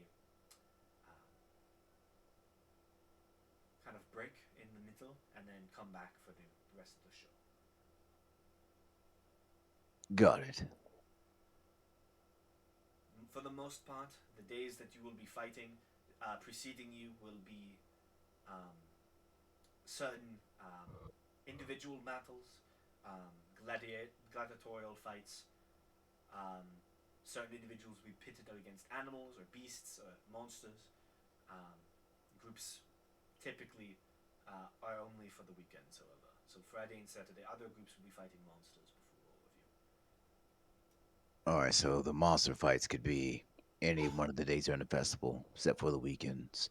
Usually we reserve one monster fight per day, and in the weekends usually a couple more. Got it. We try to space out the event as best as we can to allow people to enjoy themselves and enjoy their time in Kalos for as long as we can. Sunday, the final day, is a massive parade where we parade around, grant out the victors of the event, the whole of the festival, and genuinely parade all of you around, spreading your good names. If you are victorious, then you would be a part of this parade and be shown off to the people of Kalos as victors, potentially.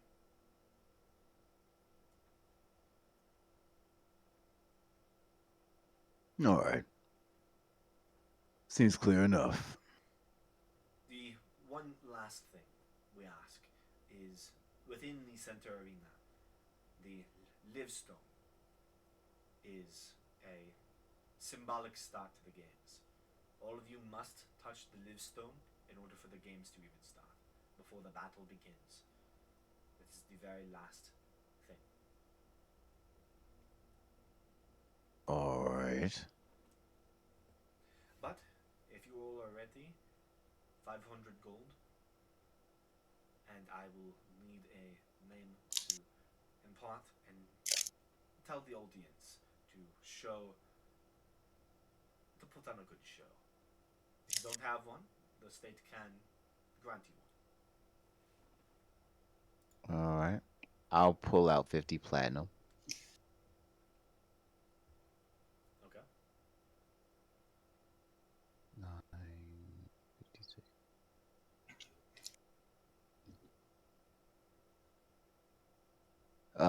You'll pull out 50 platinum. With the avant-garde. Avant-garde. He kind of just slide you a sheet for you to write it out, so it's perfectly spelt for most likely propaganda and advertisement. Plot twist: we're all illiterate. Oh no. None of us can write. I hope the wizard with a spell book hand. It's just drawing pictures. Oh my drawings. god. This is your picture. That's why I have expertise in performance. That's a new great idea for a character. It's just a wizard that cannot read. Oh man. Has doctor's writing. Oh lord. That's worse than not being able to read and write at all. Oh yeah. It's all God. scribbles. Plot twist: Seer writes in doctor's writing, so like when you're looking in her diary with the code, it's nonsense.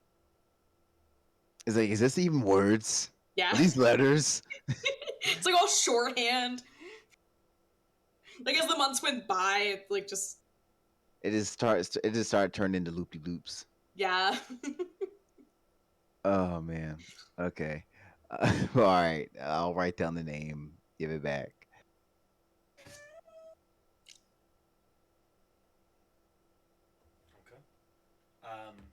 hand it back to him, you do see he takes out the quill again, and you do see he spells it out phonetically, so he seems to remember the pronunciation, so he does not get it wrong. Okay, avant-garde. You shall be all set. So, Friday, please show up to the arena at, I'd say 2 in the afternoon. The fight will probably take place a little further in within the day, but just so you can have a couple hours to prepare. Can I have just a general overview of all of your abilities? Just for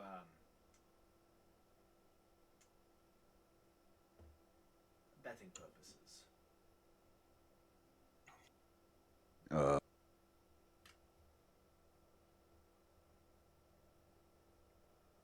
Mage. I point to Seer. He's writing this all down. Paladin. As I point to Belric.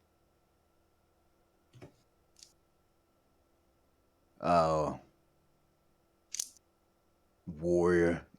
I guess would be the simplest way to describe it. As I point to Faradir.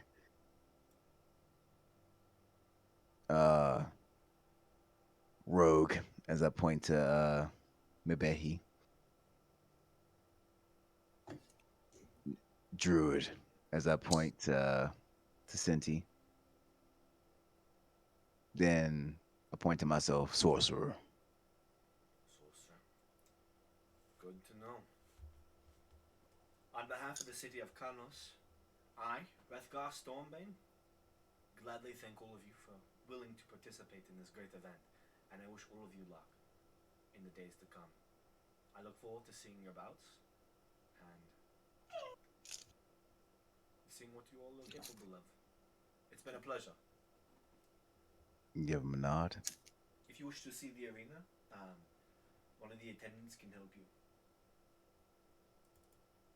Hey, Faradir, how big do you get? 1610? She's about the size of a stone giant. Yeah. Yep. Would she go out of bounds if I cast Enlarge on her? No. Technically, no, because he's at 40 feet high, so she goes up to 16. No, she would just go up to 32. Okay. All I'm saying is yeah, I think that it's would be that movement. entertaining. For them to see a giant, yeah. A giant among giants, yeah. Yeah. Yeah. That's all I'm saying. Yeah, so she would be the size of a storm giant. With enlarged cast on Yeah, afterwards. pretty much. About the size of a storm giant. As she fucking wrecks house afterwards. Yeah. She would she's going to dismantle these motherfuckers like that. I think that would be good to pull in a final fight. That'd be badass. I'll cast Guy and Juggernaut at high level. Have 2 giants just walking through. Hell yeah.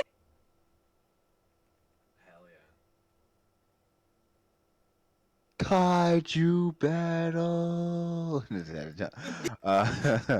summon giants. That's Yeah, all we summon do. That's all we do. All right. So as we leave, Anyone want to participate in the chariot races? I was about to say I can't drive, but I always drive our carriage when we have it, so Yeah, you never know. I can drive, I guess. Technically. Look, worst case scenario, you just don't win. Worst case scenario, I die. I don't. If anyone in our group dies, they have a lot more problems on their hands. I don't think they're ready for that. But Chariot accidents are a thing. yeah. But look, we're not going to let you die. Get trampled by horses. I can stop a horse. And I can always Maybe. summon a mount for you, so you have full control over it. Well, I can summon a mount for myself. That isn't the problem. It's other people's mounts. We'll kill their mounts. I mean, you're making this We're sound. all insane. You're making this a lot more complicated than it needs to be, honestly. I'm just saying, worst case scenario is I die. Yes. The worst case, most realistic scenario is you just lose. I think dying's pretty realistic, but agree to disagree. Probable.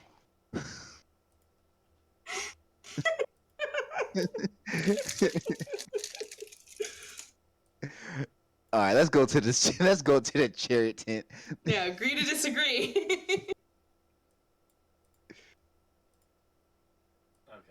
You Let's head see what the over- rules are. Yeah, you head over towards the chariot tent. Further on the far right side of all the sign up tents, essentially. There you see many different attendants. You do see one specific individual who seems to wear very kind of like muted gray tones, like gray on black. It can be seen throughout their outfit. She stands tall. I'm kind of watching over the attendants, but you all approach. She kind of walks over. Hello. How can I help Olivia? We wanted to get some information on these chariot races. Yes.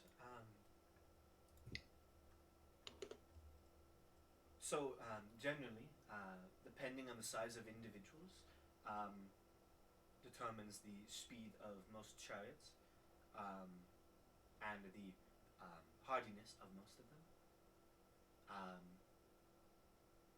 Generally, it is a race specifically. We do allow people to ram, but however, there is no outright attacks. So please, no, there will be no weapons. There will be no armor. It is generally a race. First to make 3 laps is the victor. There sometimes some deadly events can occur within certain different races, but for the most part, a standard race is just like a race. As she When says she, that, I don't look at her. I don't look at Seer. I know. I just look in the opposite direction of Seer as she says that. As she says that the deadly events happen, she is just going to turn to Gamet. And I am actively not making eye contact.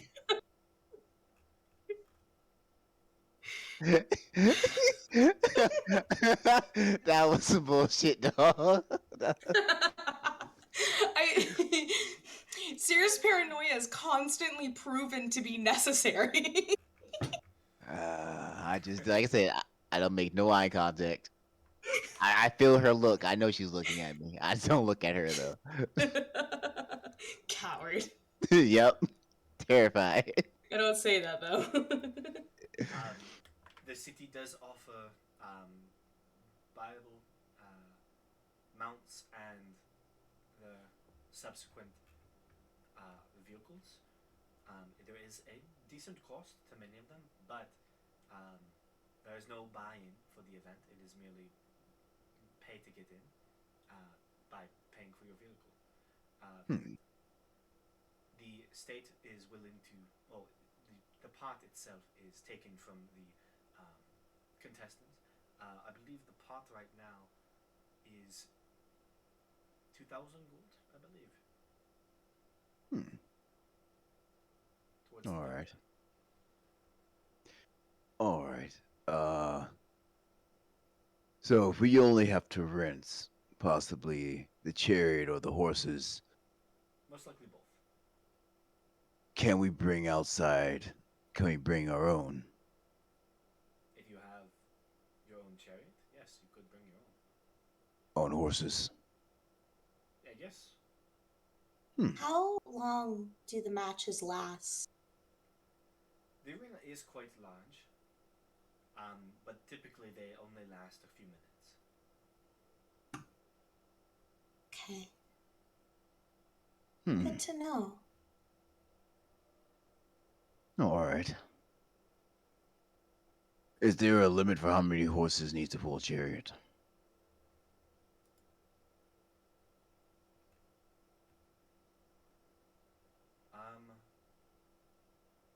As many as will fit.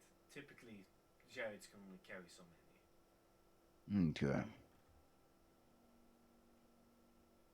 Hmm.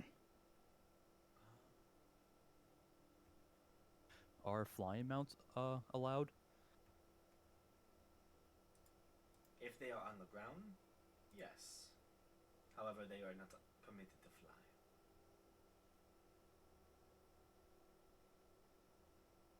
Makes sense. I do not say this in character, but are the chariots allowed to fly? You would presume? Probably not. Yeah. Don't want to create any unfair advantages. All right. Hmm. It doesn't matter. The mounts do not matter. Additionally, there have been some individuals that don't fully stick to a normal chariot. Okay. Whatever gets the masses to root for you is typically seen as a better option. So the mounts don't have to be horses; they just have to pull the chariot. Yes. We've seen some interesting concoctions throughout the years. It leads to some I could effectiveness. pull the chariot. Yeah, fair, dude. Just My How drag weight fast is are you? insane. I am It not must be a fast. beast. I am completely average speed. Wait, hang on. No humanoids can. That was not said in character. Yeah. He's gonna What tell if I you- learn tell you now. haste? ooh. What if I learn haste? No magic. Uh, No magic. Also, it only Oh. works for a minute. You'd be stuck for a round. You would. yeah. You know, what I do technically isn't magic, I think. Is it magic? I don't remember what we said about that. There's some magic within the runes itself. It is like it's not like straight up arcane Okay. magic, but it's like runic magic. Yeah, you're not casting spells. It's I would still Okay, consider gotcha. It's magic. still magical, but it's Well, not that spells. sucks. It does Okay. suck. so I mean, the my punches can kill a human, but, you know. Yeah, they not as felled fun a as having a tree. sword. Yeah, you can fell trees with just I mean, your yeah, I do fists. 6 points of damage, which is enough to kill a person. Do they have any trees we can use? wait, what to do what? To show off! Pay Oh, to see Peridor punch trees down. For a moment, for like a split second, It's I was Minecraft imagining. time. I was imagining like an oak tree just sprinting down a causeway with a chariot attached. right. I was like, what? Where are we going with the tree? I was like, I mean, if you revive the tree that attacked you at your home, then you probably could. that would be interesting. Would it listen to us? I mean, if you were dead. We can cast enlarge on Chad. Oh my god, we could cast enlarge on He would Chad. only be a medium creature. Oh right. I forgot. Someone else, learn enlarge. Spells don't stack like that though. Fuck. If only. I wish. All right. So we're going to have Senti pull the chariot. Oh gosh. All right. Ooh, the rules as written. Oh, that'd be interesting if Senti's the chariot puller. All right. So Am I enlarging Senti? Are more bundles beasts? I thought they were monstrosities. I mean, Because this only lasts, enlarge only lasts a minute, so that's not a good idea. yeah, no. yeah, they are. Oh, more bounders are beasts. That's crazy. I can cast enhance ability, They which don't might really help. have any magical effects to them, so. I know, but monstrosities don't always have magical effects. Sometimes I they're will just. say it's not like when I said beasts, I mean like bestial like type creatures. So like a monster will kind of work. You can use monstrosities. You're the Nyxborn Lynx. Yeah. No aberrations Oh. though. They don't tolerate I figured things that have a more natural anatomy is probably typically the. Yeah. You Oh could, man, but I can't summon Cthulhu. no. You mean What's the Haku? fastest Lame. thing you can turn into? Well, that's a long list of things she's gonna have to figure out. That can be in this race specifically. Is it a riding horse? Probably something like that. I think let's- Moorbounders have pretty good speed, actually. Could my phantom steed pull this chariot? I don't think so. uh, pull up the spell. Or it can summon a It's griffin. made of magic, so I don't. It is made of magic. It is made of magic. It is, They- it is technically a spell, so I don't know if they would allow that. So that might not be. Is wild shape not considered magic? That's true. But then you're making a legitimate regular animal out of it. I guess that's the only thing I would have. But yeah, that's true. Wild shape is technically magic. We can't do much that isn't magic. Yeah, this whole no magic thing sucks. We just have to get a regular ass horse. I think Yeah. It's no Steed. spells. Like you can't.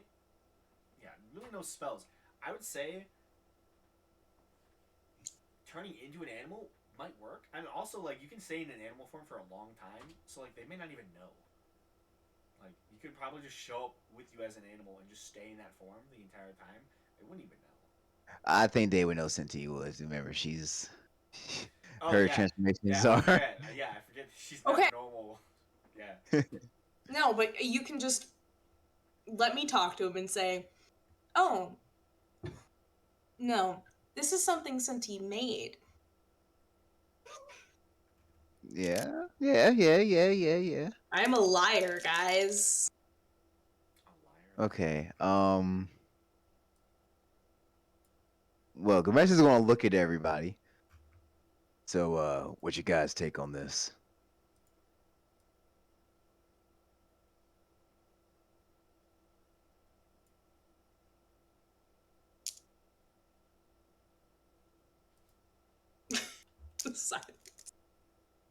I think it could be fun. I'm not used to fighting without weapons, but it would be interesting.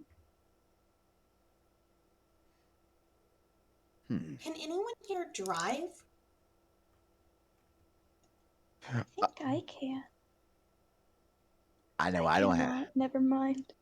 I do not have proficiency with land vehicles. I know I do not. I know for If it defending. was a boat, Asif would be great. Does Belric have proficiency with land Get vehicles? a land boat. No, unfortunately, I don't.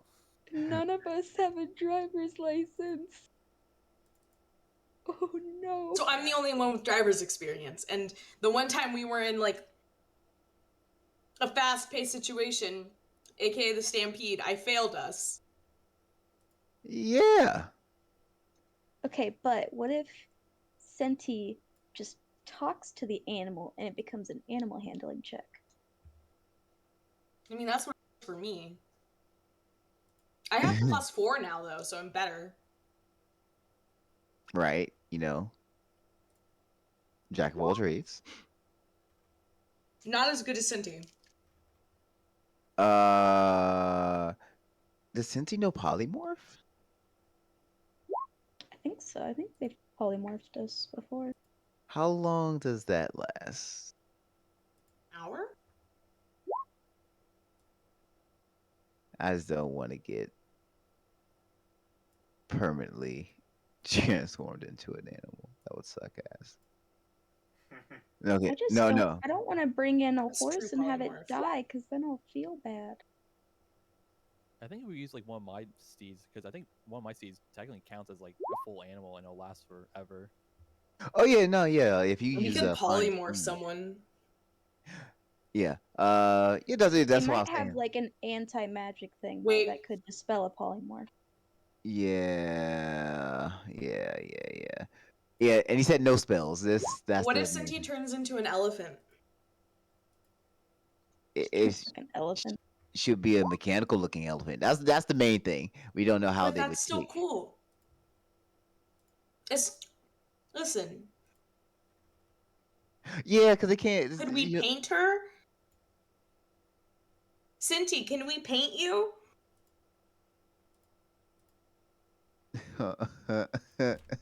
You don't have to degrade yourself, Cinti. You don't have to do it. You don't I mean, have to I say have plus yes.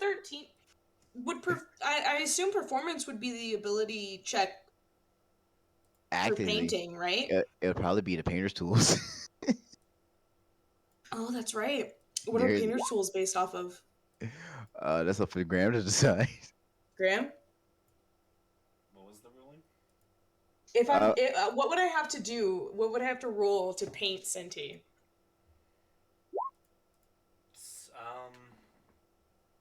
Roll painter's tools with Dex. Painter's tools with Dex. I'm not good at that, guys. Mabehi. So basically, you just be doing a dex roll. Are you proficient with painter's tools? No. Yeah, that I'm And would can be you okay guess at what my Dex, Dex at mod least. is? My Dex mod is 0. I have a 3, but I think my Behi's technically better. Probably. She better have the best dex. What if we go to I forget her name, yeah, but yeah. Madame de la blah blah blah. Madame I Deleu. forget her name. Huh? Madame Deleu. Yes. I was gonna mention her earlier. I was like, yeah. She Let's would just be- pop over to other continent real quick. Wait, Okay, do that, guys. wait, to get what from her? Did I have her paint Cinti? Oh. She's proficient. Have this underworld criminal paint our mechanical horse. Elephant. Nothing else. Just paint our mechanical horse. Don't ask questions. Paint her. We'll It will pay be you money to paint our mechanical How much horse. How much do you guys really want to win? Okay. Why don't we just ask them? How do you feel about mechanical steeds? There you go. You asked That's the her. question. Hi, excuse me. How would you feel about mechanical steeds? Mechanical steeds. Are they just like a beast that you've got? Like, I think they technically count as a. Bestial in nature, but just made of metal instead of flesh. should be fine. I've seen people ride bullets before. It can get wild. Oh, okay. Well, Perfect. okay. So basically, when you say no magic, you mean nothing created by a spell. Yes.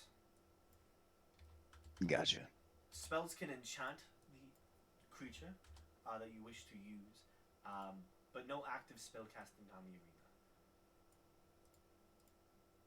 Wait, she said spells can enchant the creatures. So you can like enchant it to follow your whims, to have as long as it doesn't tear up the track, but no active casting of new spells on the track.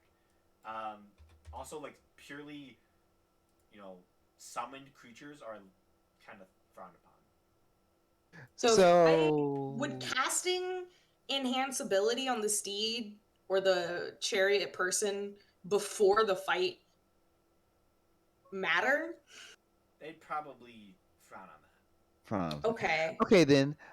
Based on what she's saying, would polymorph be frowned upon? I mean, I you are, assume.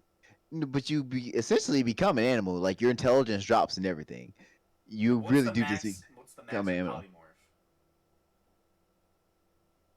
What'd you say? What's the max time that you can have someone polymorph? Like an One. hour? 1 hour. No. No. No. Oh, okay. They'd have to be so specifically the event. It's not just like a single race. It's like basically a couple hour event that you would have to be an animal in order to. Oh. So, like, the animal, Okay. you can't just like summon an animal and have it like disappear in a moment, like after the race is done. It has to be, something that can Continuous. Yeah, it has to be continuous because it's not just like one race and you win. It's like multiple smaller races, and it's like it's an event. So Cinti is our only option if we want a steed of our own who can think. Either that or Belric's summon. I But think Belric's okay, is a little bit longer. nah, his are indefinite. Yeah. I'm pretty sure. Yeah, Yeah. they last forever. Till it goes Okay. down. Yeah. Okay. And they're pretty So intelligent too. At least it'll obey like my So commands. basically, what I'm getting here, they don't want anything that has an unfair magical advantage. But as long as it still like functions as a regular just creature, no other differences. Yeah, as long as it's just like a fairly normal creature that can be found in the world. Okay, so yeah, I mean that's what Belrix does. It's just Yeah. smarter. I would say Belrix would be allowed, and so would Okay. Cindy. All right, so we have our two mounts for our chariot. oh, Uh, nice. all right. All right, that's a lot of So who's information. driving? Honestly, I think it would be between uh um I would say you and Belric, honestly. But Belric's one of our mounts.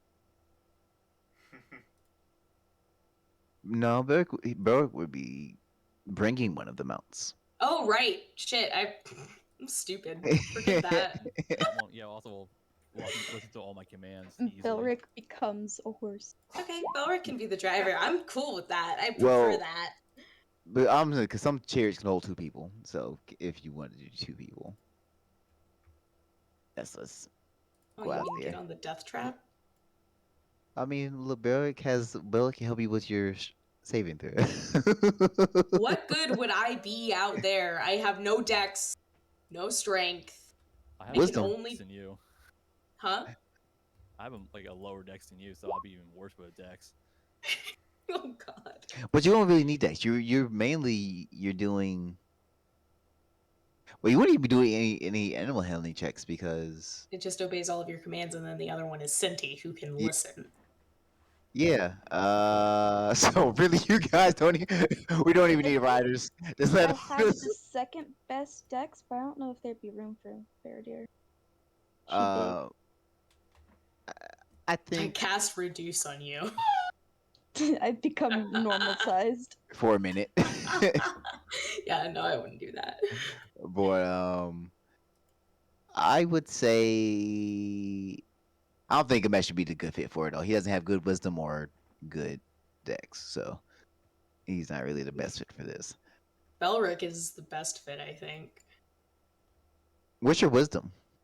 Mine, 14. What's yours? What's Belric's? Mine's 12. I didn't Mine is a expect that. solid 12. Oh no. Oh, you got just have proficiency. Oh, okay. um.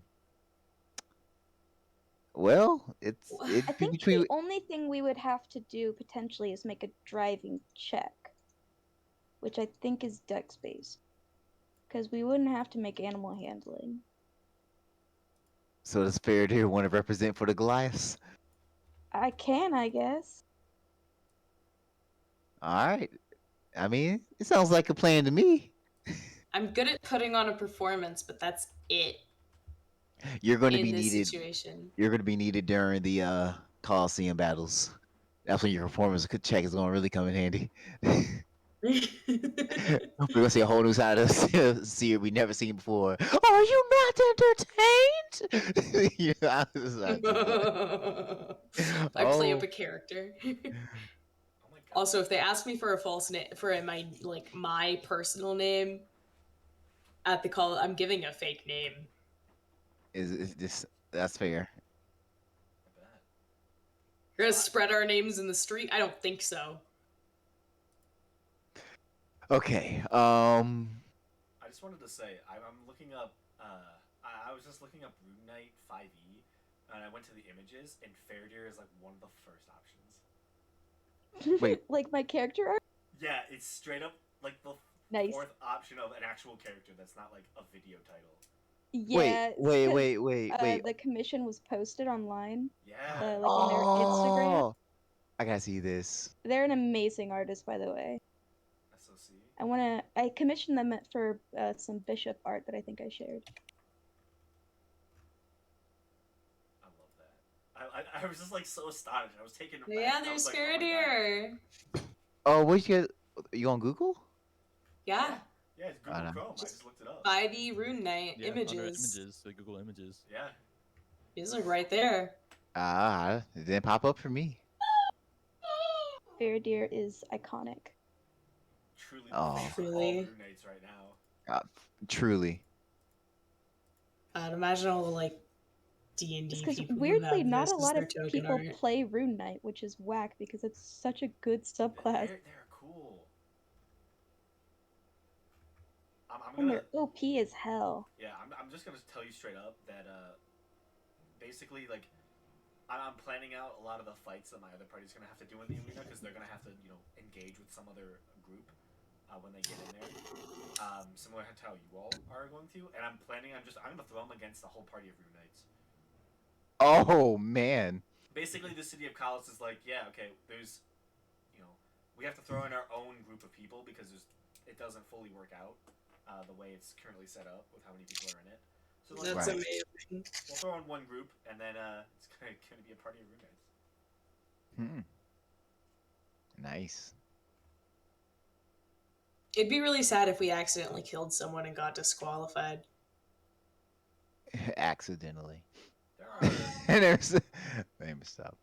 Yeah, that would be bad.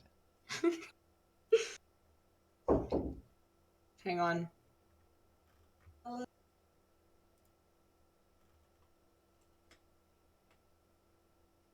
Hill giants get up to about 16 feet. Stone 18. Fire 19. Frost 21. Cloud 24. Storm 26.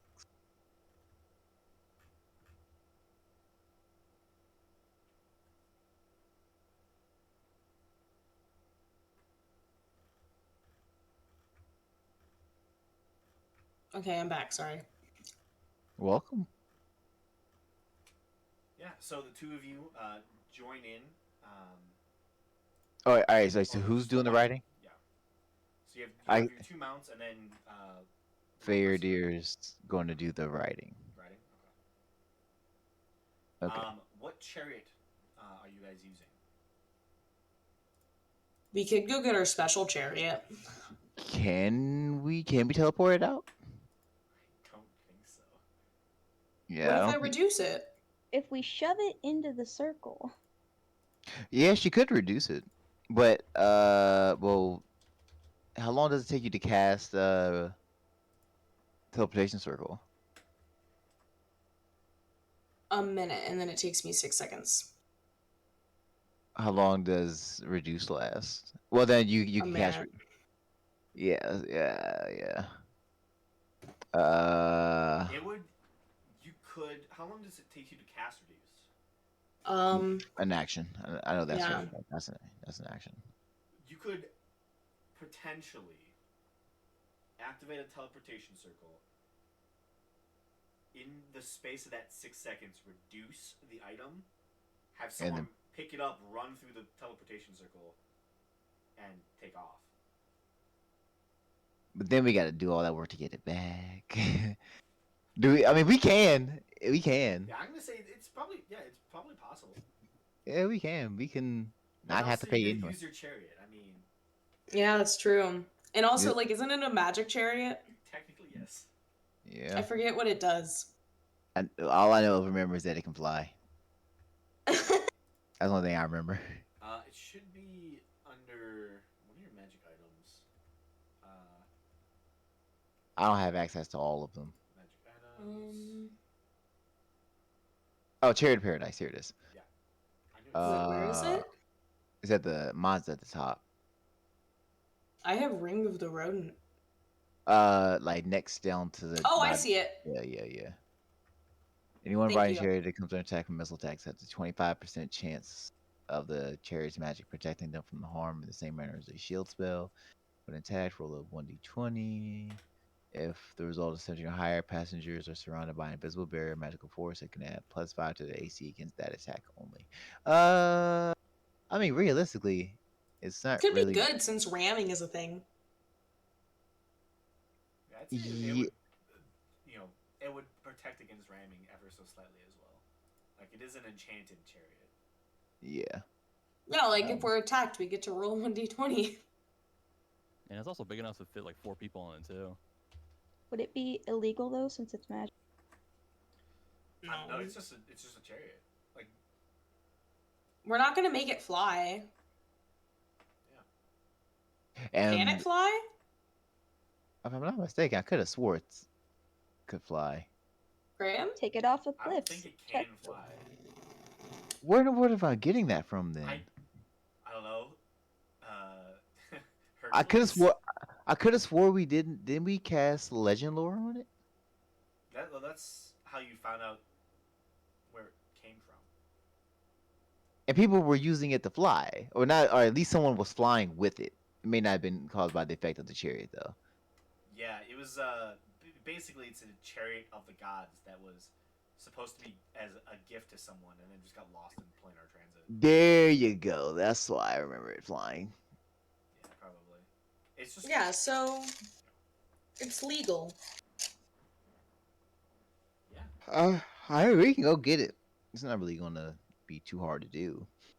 That way we pay like literally any money. Yeah, we'd be getting it completely for free, and then Yeah. still taking everybody else's money. Yeah. Yep. Pretty much. Straight profit. Nothing but. We have nothing to lose out of this, except for our lives. I know. I mean, it's a chariot race. It's probably safer than the fights. Honestly. Doesn't Yeah, but matter. it's still just funny that she mentioned it. I was like, come on, damn it. Big I told you so Absolutely. energy. Kill Like, a lot of- someone, do you you know- immediately get disqualified? Listen, if a mundane person falls out of a moving chariot, they're probably going to die. You know, Very fair. Someone's True. gonna run over their body, and it's gonna be a whole thing. You guys get run over, you know, you're not gonna. You guys can survive even like, 20d6. It's not gonna be that bad. See, look, Sierra will be fine. We ourselves are an unfair advantage. Honestly. Well, to be fair, we're not supposed to be doing too much physical stuff during a chariot race. So even then, we're pretty Still, it was just really funny because it was perfectly timed after the fight. perfectly timed. I was like, oh.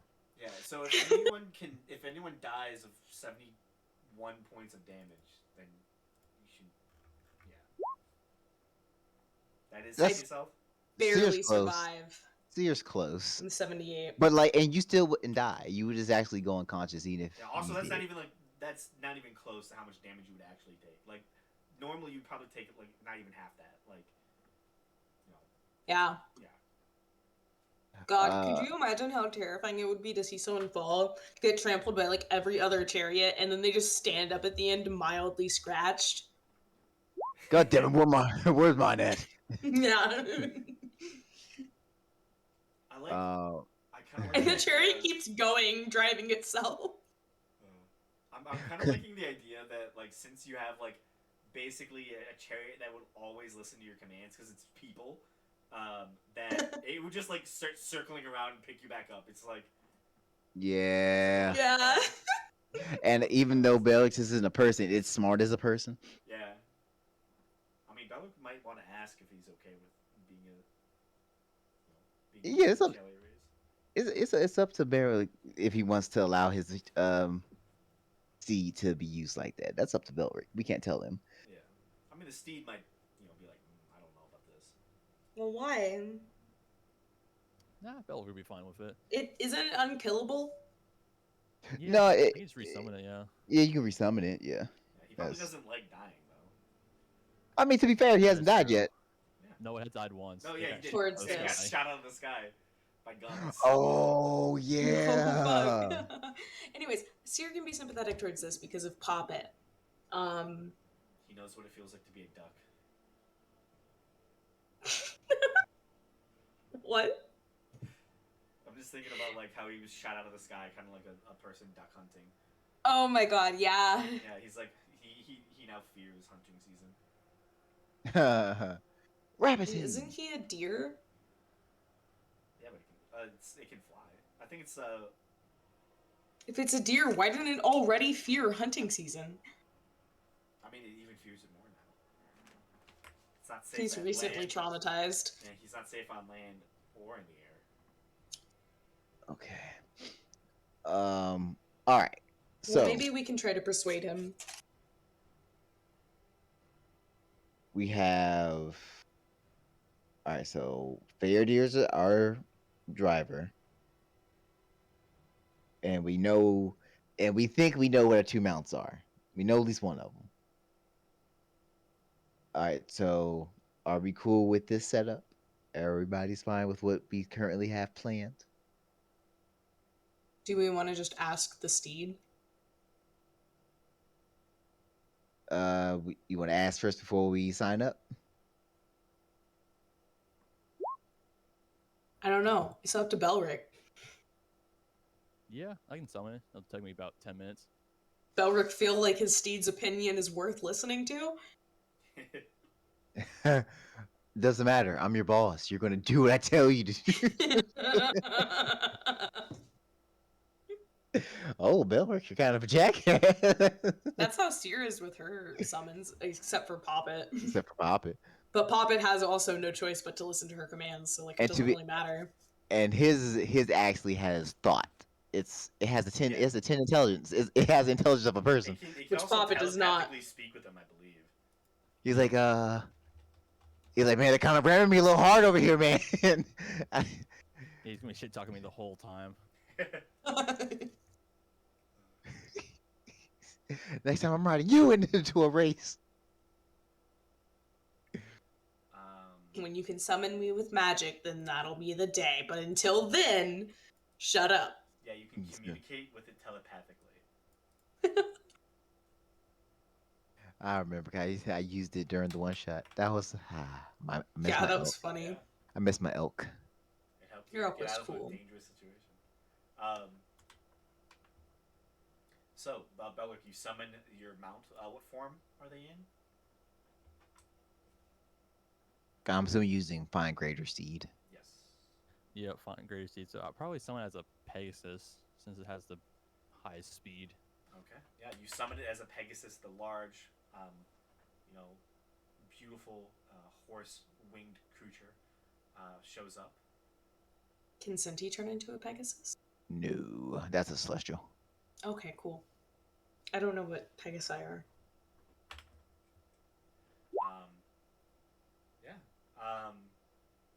You never really talked to your beast, your summon. So what do you say to it for the first time? I'll Hey. probably just ask it, how are you feeling? Hello, sir. I am feeling mighty fine in this very moment. Oh, that's good. Do you have memories of the previous time you were ever summoned? Yes, I got shot. Yeah, sorry about that. Did not expect them to shoot at you. It was very uncouth, to be honest, but I love to serve. How do you feel about participating in a race? Oh, I think I can be very fast when I need to be, so I think that would be a swell idea. I think we would probably win. Oh, perfect. And it should not be dangerous really at all, compared to last time at least. As long as I don't get shot again. That was very unpleasant. Yeah, you shouldn't be shot this time. Unless I- something goes horribly I wrong. trust you implicitly, personally. I see you as a respectable fellow. Aww. Yep, you are a good companion. You as well.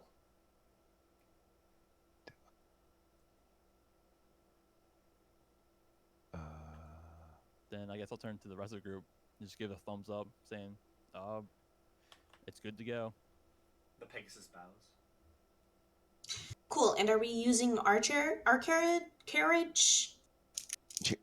Yeah, we'll just have to teleport back to get it. Wait, can we use a carriage instead of a chariot? No. That's a lot bigger than the chariots. I'm just imagining a carriage just bumbling along a track, hitting potholes, and just breaking to smithereens.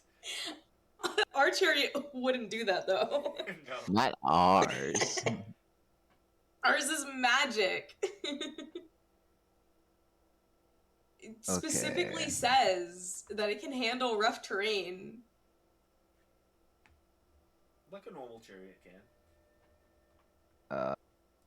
Uh, okay. Well, now that we know that. Oh, but that's a chariot. Sorry, I thought it was a carriage. I was worried.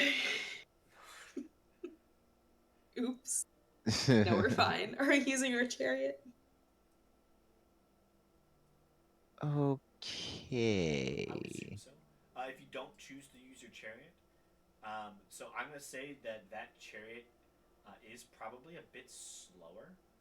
Um, Seeing how it is a large 4-man war chariot, so that is something to take into account. So specifically, that one is going to have a large speed of 50. Yeah, it's gonna have a large speed. It's We should polish it so it's really shiny and pretty. Yeah, I did realize it does hold 4 people. That is a pretty big fucking chariot. Yeah, it is pretty good. We could have even more drivers. Yeah, it's very high on defense, not as fast as some chariots though. So it might be more beneficial just to get a regular chariot. How much do the regular chariots cost if you were to rent one? You can buy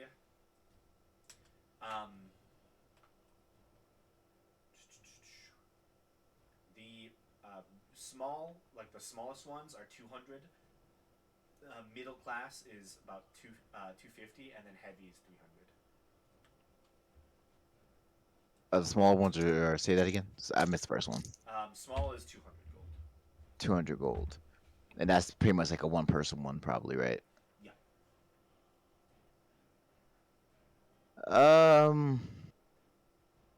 All right.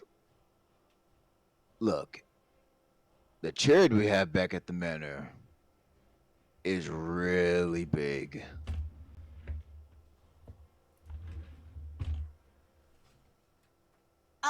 I'll trust your advice because I really don't know anything about chariots. I mean, I don't either. This is just a race, so we probably want something that's gonna get through the race faster. Yeah, but they're gonna like attack us, right? Also very true. So our chariot is really good at that. Yeah, your chariot would definitely be very The good most- at like knocking into people. Yeah. So What do you guys think?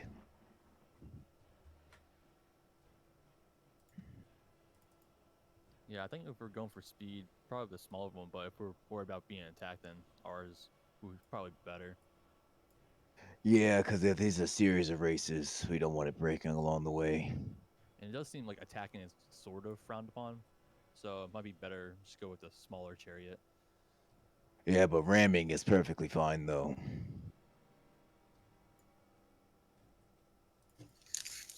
And we don't. If our chariot were to break during a race, are we just like disqualified? you pretty much just lose, you know. But you do know your chariot is magical.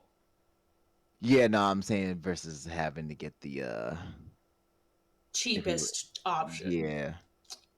Well, then with that in if mind, it breaks, you cannot finish the race. So Like, do we Yeah. want basically from the serious perspective, it's do we want to ride in a 200 gold piece chariot or a 1500 gold piece chariot?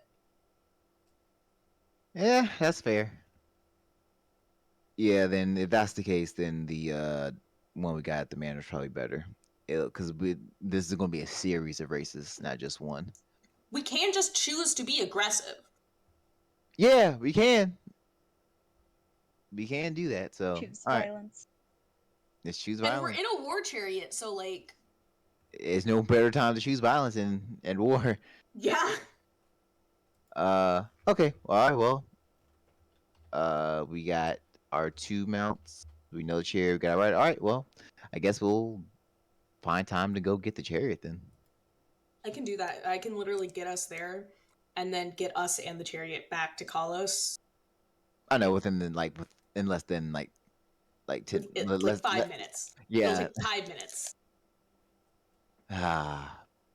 Being powerful is awesome. Conjuration is so worth it. Okay. So, First thing first, yeah.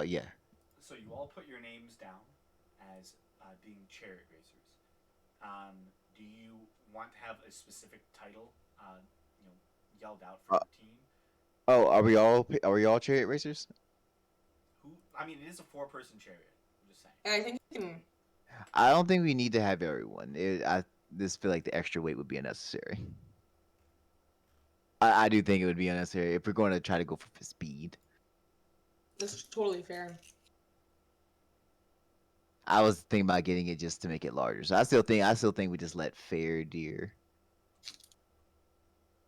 be the Is main anyone one. else gonna drive with Faraday? Or is it just Faraday? Belric would be good too. Yeah, to help with the defending, I guess. Yeah, and saving And also your throws. steed. Yeah, and plus saving throws in case like even if the mounts need to make saving Yeah. throws. Yeah. Oh yeah, that's true. So should Belric and Faraday drive? Well, Sinti and Belric's steed. Yeah, so Faraday will handle most of the maneuvering and stuff, and Belric will be there mainly for defense. Yeah. Okay, I think that's what we got for our And setup. then we can place bets. Yeah, we'll handle the money, Awesome. and we'll let Mabehi go steal some shit, I guess. Yeah. I'm imagining Mabehi is like barely Having- paying attention to all of you. It's just like Mabehi. This is the city for Mabehi to like just thrive in. Yeah, She's so tiny. right. She fits in everywhere. Because no one notices her. Having a field day, but okay. Yeah. So Belric and Faraday are going to be the riders.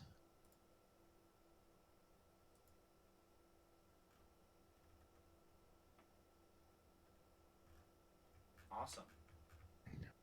So you all, do you have a team name for that? Or are you just going to use Avant Garde again? I'll leave that to the two riders. Yeah, that's fine with me. Get more recognition for the team name. Yeah, I'm fine with that too. Okay. Start doing propaganda in the other continent. Start selling merchandise. Yeah. Oh yeah. Little Asif plushies. Pop it too. Yeah, pop it. And you Asif. can't They're forget built Chad. with like a Oh, shocking yeah. device inside, so if Oh, you yeah. shake it hard enough, you get electrocuted. Chad grenades, 100%. Chad grenades. Yeah, We Flashbangs. sell need- glitter It's bombs. straight up flashbangs. The straight flashbangs. Oh goodness. They're Oh my God, we flashbangs, sell just flashbangs paint to a little children. beetle face on it. Pop it walkie talkies. Oh my God. Oh, that'd be awesome. You pull the string. What's he's gonna say next? What's he gonna It's say? probably just going to be incoherent screaming. And friggin' merchandise rock candy. It's just a rock. Rock candy. Pet rocks. Yeah.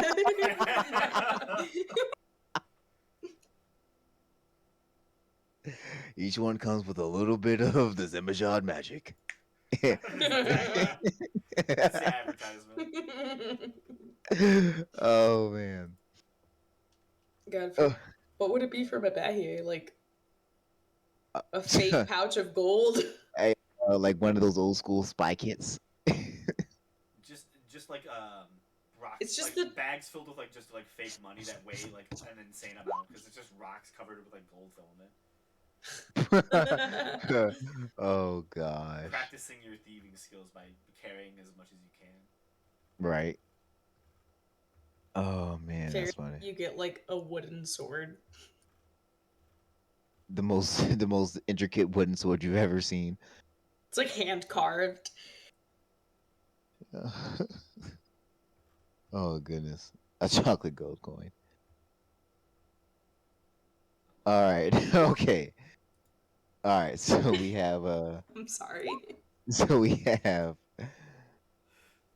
uh say Raven next. um all right, so we got the name, got things down. I guess all we have to do now is go get the chariot. Yeah. It's pretty easy. You spend Yeah. the remainder of the day is spent with travel back home to Gopherstone Hold, and then getting the chariot from its spot. I believe you got it out of the basement, correct? Yes. Where is it? Probably in your stables. Yeah. Okay. I can just draw. Can I just draw the teleportation circle like around the chariot? Yeah. Okay. Yeah. I don't think it would be able to go through just mundanely, but yeah. Well, yeah, I'm still gonna reduce it, but like this way I don't have to like run to a different location and then run back. Oh yeah. This way I can just touch it and go. Well, I wouldn't say you need to be a warhorse. The How warhorse fast is the Pegasus? 60. The warhorse is 62. Okay. I mean, you could be a warhorse. You could be warhorse, you could be a moorbounder, or you could be a riding horse. One of the three. Those are the three fastest. I think a Pegasus and a Moorbounder, black and white, would be very interesting. Right, that's what I was thinking too. Should go more bounder. I can't speak today. Yeah, moorbounder. Moorbounder. I think that'd just be fun to. What color is our chariot? Probably gold. How Ooh. shiny is it? Very. It's kind of awesome. It's literally a chariot made by the gods. Okay. Gold, black, and white. It's a vibe. God, if only now we should just get outfits for the drivers. Get get matching outfits, but different colors. Yeah, like I don't know which color, but one of them's white and one of them's black. Oh, that's With like fun. gold accents. Oh goodness. Oh, and like the person who's in white can stand behind the black horse and vice versa. Ah, I like the way you think.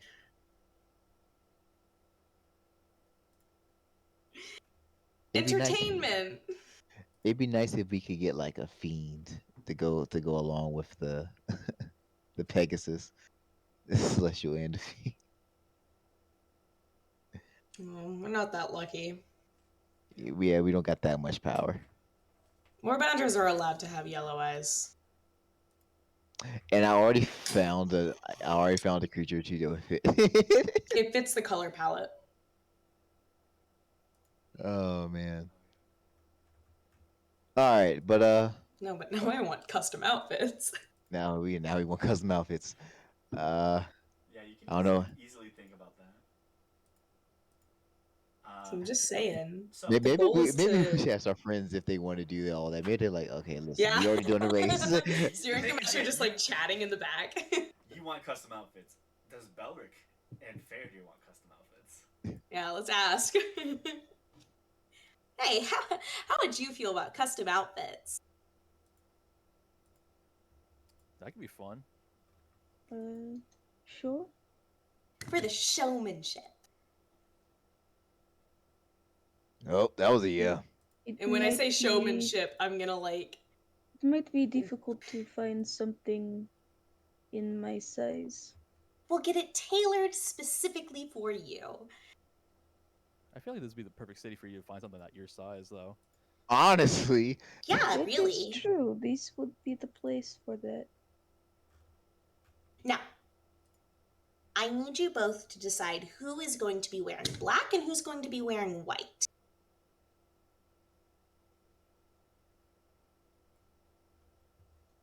I should probably wear the white. Belric, are you cool wearing black? Yeah, that works. Perfect. Let's go shopping. all right. Y'all are tempting me to get another commission when I have money again. Don't do this to me. Hey, listen. Listen. I don't make the rules. I just play by them. And the rule says makeover. Sorry. So is I wanna figure this out. Who is going to be on the inside line and who's going to be on the outside line? I think you can choose at that point. Yeah, no, that's I'm asking. Let's put Faradir on the inside and Belric on the out. Okay, and then what about between Senti and the Pegasus? You said you want them to have the alternating colors, though, right? Well, that's only an idea. Anyone else can offer a different idea. I'll say stick with it. Yeah, it's a pretty good one. Okay, so Senti's on the inside and then the Pegasus. Okay, cool. I don't know. I just was curious about the lineup. Okay. But it works well. Okay. Is there anything else that we need to account for? I think that's everything for you. We have the group set up. We have the chariot race set up. We have our mounts, we have our we got- riders, we have our chariot. The themes. Got the names, creation yeah. Has been successfully done. It's Generally, shopping time. Yeah. Yeah. Can I find a good tailor? Yeah. There are many tailors within the city, and specifically, there does seem to be a very solid tailor section near the Blood Festing, the Colosseum within this part of the city. The Bleeding Bear Boutique. And you're easily able to commission pieces. You know, they're working away on a lot currently, but it seems like a lot of people are making last minute adjustments to their costumes, to their tailoring, and it is, yeah, it can be done. It was a good idea. I suggested costumes. Yeah. Imagine if we were the only ones without them. I mean, Faradir still would, Faradir and Belloc still strike a very imposing figure. That's true, but listen, don't want to be behind the trends. Yeah. I mean, Belloc's hat. Belric will still have his hat. Oh, should we get a hat commission for Belric? Is there a hat maker? I'd say He's yeah. Or is gotta that have the too cowboy much? hat. They'd definitely be able to do a hat too. We can make a black cowboy hat. Hell yeah. Perfect. Yeehaw, He can motherfucker. customize a black cowboy hat with a gold band. Ooh, there you go.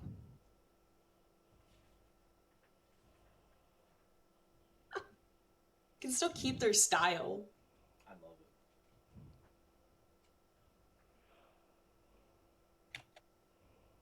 Then I'm just trying to And find- this was the Bleeding Bear Boutique. Yes, the Bleeding Bear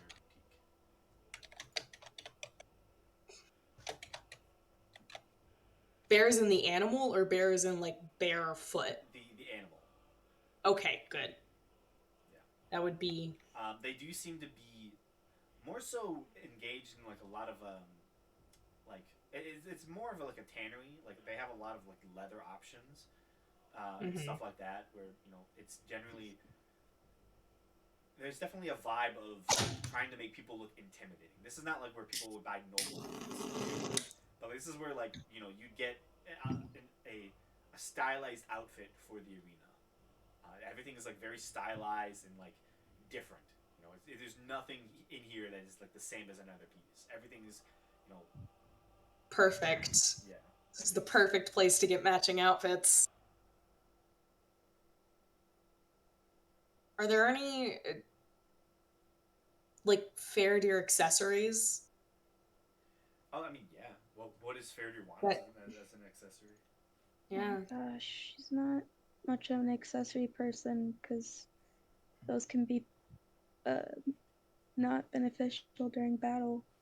I would say Let things that me you probably do look the at her little character art. She The could be. like little things that go in her hair, maybe. Yeah, she could have Yeah, like, definitely some hair decorations. Or like some gold bands Viking in her stuff. hair. Yeah. Oh, there's plenty of it. Yeah, like some silvers and blue decorations in the hair with braids and stuff.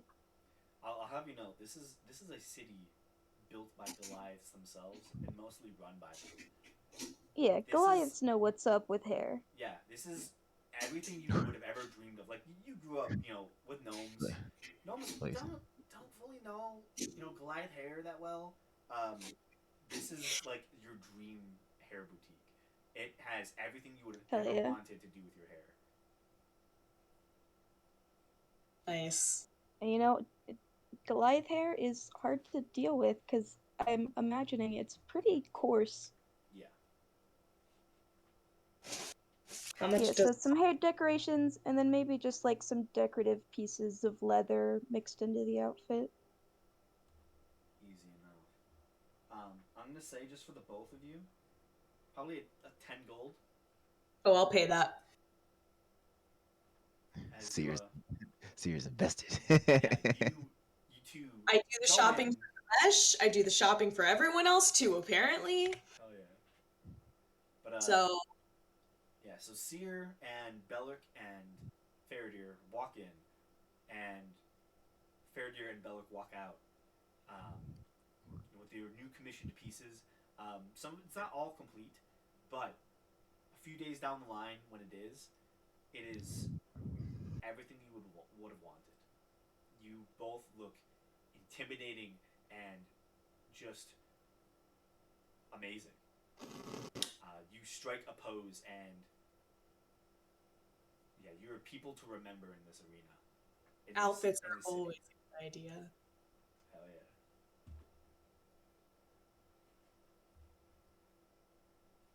So, is there any other places you would like to visit in Kalos? Or anything else you would like to do? If you want, you can just roll, for interesting places. You know what? Let's roll. I want to roll for interesting places. Yeah, let's roll. Okay. Let's see here. Let's just take a night out on the town. Roll a d8 for me, Ganesh.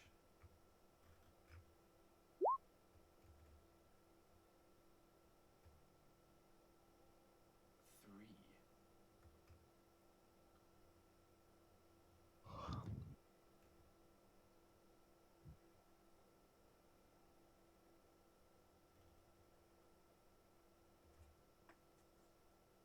Oh, interesting. Okay. You begin wandering the cityscape and go to a side of town that you've never really visited before, within the Sky District, close to the kind of edge near the Stein on the very northeastern side of the city. There is a massive citadel, strange in its construction. It has almost like this towering complex to it. It is fairly similar in size to the very wall that it is buttressed up close to. It doesn't ever get higher than the center wall of the city, but it's still a solid 150-foot tall building with these giant spiraling junting points, and a centralized spiraling shark tower. You get the there are many rooms across its sides, a lot of which tend to be, for Faradir to know, the dragon room, Worm. Asking around, it appears this is a building called the Worm Vault. It is the magic academy within Kalos, built out of an old dragon prison from ages past. Walking in, you are easily able to get a tour. There are many, a lot of people tend to sell magical items from this establishment, but walking in, it is awe-inspiring, as it is a massive chasmous bridge that seems to go to a central elevator that descends downward. But the space itself seems to be like connecting bridges over what seems to be about a 200-foot expanse dug into the very stone base of the city, and it makes the building that much bigger. And you can see giant, essentially old draconic cages where dragons were probably once held, but have now been turned into vastly different chambers and rooms, but still gives this air of intimidation, as this was once a vast prison.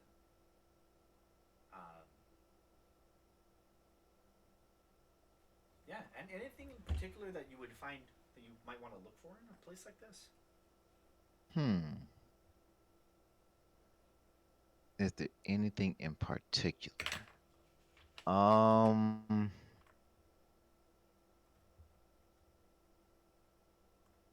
Nothing in particular, but I would definitely take a look around. Okay. Yeah, it's a lot to take in, but you are allowed to explore the main areas, and you do note that a lot of these large prisons have been shifted and changed throughout the times, and a lot of them tend to be almost museums now. Some have been like sectioned off. You do note that like some of the further ones from the main entrance point that are not as visible are turned into like large libraries and study rooms. But many of like the very largest ones tend to be archives of their previous denizens, whatever information the giants left behind on who and what they had captured here, and you get these intricate draconic names. It's interesting. It's like walking through a dragon museum. Okay. I would actually look since it. All right, since they seem to have a lot of information, Mm-hmm. I would look up information on Draconis. Make a make a history check with advantage. Come on, history checks. Don't fail me now. Yeah, not bad. Draconis is partially mysterious, even to these people. It is, kind of across the way, Mhm. and across the planet. But Draconis is said to be one of the last true wilds of the planet. While the Ooh. islands have mostly been inhabited by strong, hardy folk, getting up closer to the icy continental north, many icy dragons dwell. There are some elements that people have tried to settle there in the past, and there are some settlements, but most tend to follow the whims of the great drakes. And it's said that sometimes moving to the north and exploring the very mountains themselves around the space begin to show that almost the land itself starts to look draconic. Mountains themselves seem to be large drakes, and people are said to go mad with terror just walking and exploring the space as they fear dragons initially, but with every passing mountain, with every passing cloud that looks to be some draconic face in the sky or on the land, that it's a terrifying place.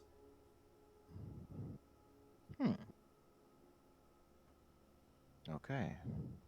With many All right. secret magic places in it. All right. All right. All right. Cool. Cool. Cool. Yeah. Anyone else have any things they want to learn from this place?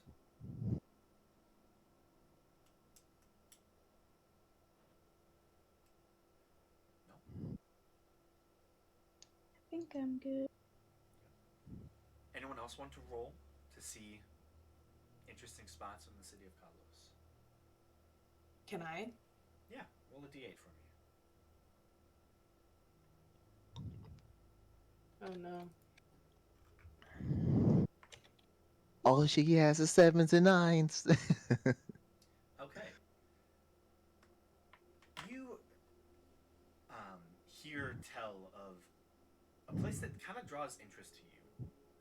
Oh. It seems to be one of the other magic shops that you kind of missed out on initially on your first few traverses through the city.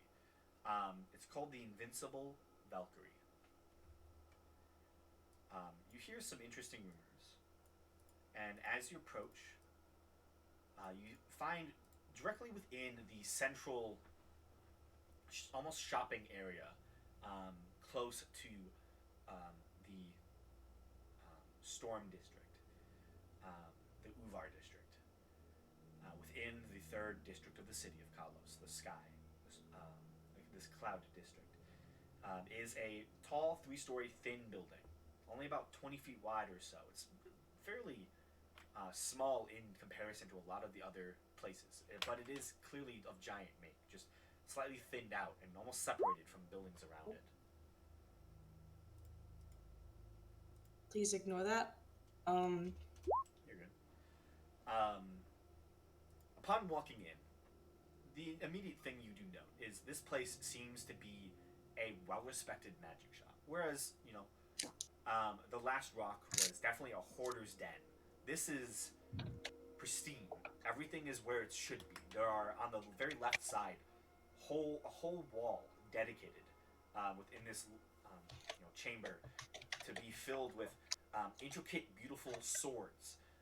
You see a massive pike hung at the very top of the wall, all of which seem to be glowing and shining and beautiful.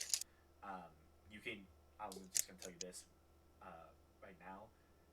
These are clearly highly enchanted weapons.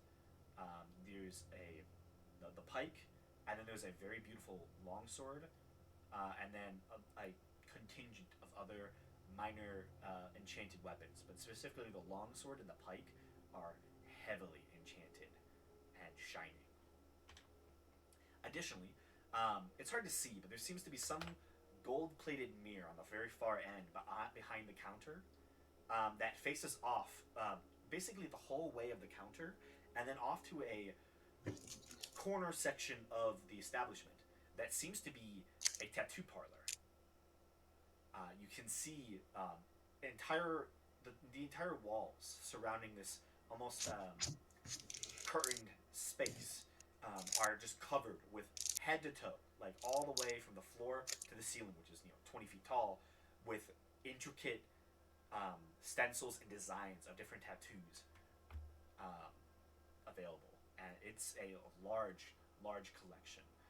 And as you kind of walk closer, you begin to note the mirror, just even on its edge, you can begin to see figures, multiple creatures, moving within the reflective space of the mirror.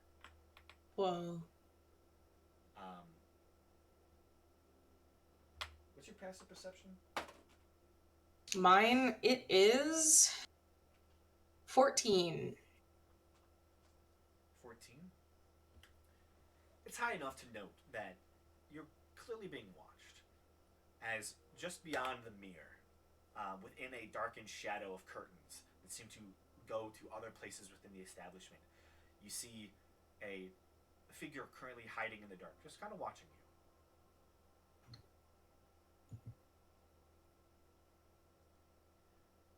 Upon you noticing them, you see a smile, and you see a tall female Goliath walks out. I wave hello. She greets you. Hello. You note that she has, typical of many Goliaths, that stone-like white skin, long, free-flowing white hair, intricate tattoos all over her body. You can see elements of runes on her hands. You see she has a single black chain tattoo that links up with her bottom lip, and then almost like tears, these long tattoos that move down her cheeks, into a intricate neck tattoo that shows what seems to be some sort of snowflake that seems to branch off with every corner and spread around her neck region. You see, she currently has a what looks to be some sort of studded leather tunic on that seems to showcase, like with no sleeves, just beautiful tattooed sleeves of this dark ink that runs across her body, and that seem to shimmer and shine. And you note, like, some of them seem to be made of a different filament. Specifically, 3 of her tattoos seem to almost be magical. Cool. But she greets you. Hello. The name is Daria. Welcome to the Invincible Valkyrie. And as she says that, you note that what she was almost like hiding behind herself as she kind of pulls it along and kind of moves about is a beautiful silvered glaive that seems to be impossibly long within her grasp and hands as she just kind of rests it on the back wall as she just stands there looking at you. I'm assuming you're here To meet for you. these magical trinkets I have. If you have any questions, feel free to ask.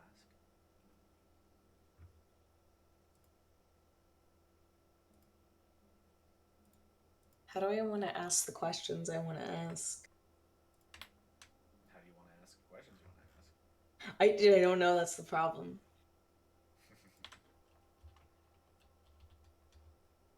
I want to know what's up with these tattoos. Yeah, what do you say? I just that is what I'm trying to figure out.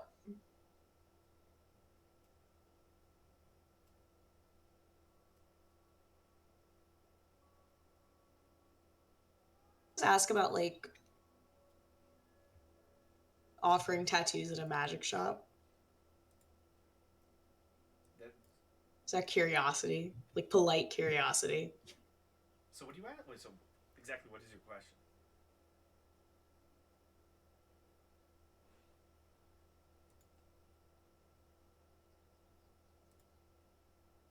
Oh, words are escaping me.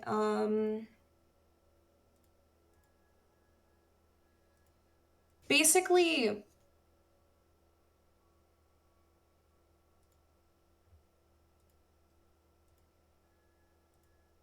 it's very hard to come up with an exact question to get the information I want.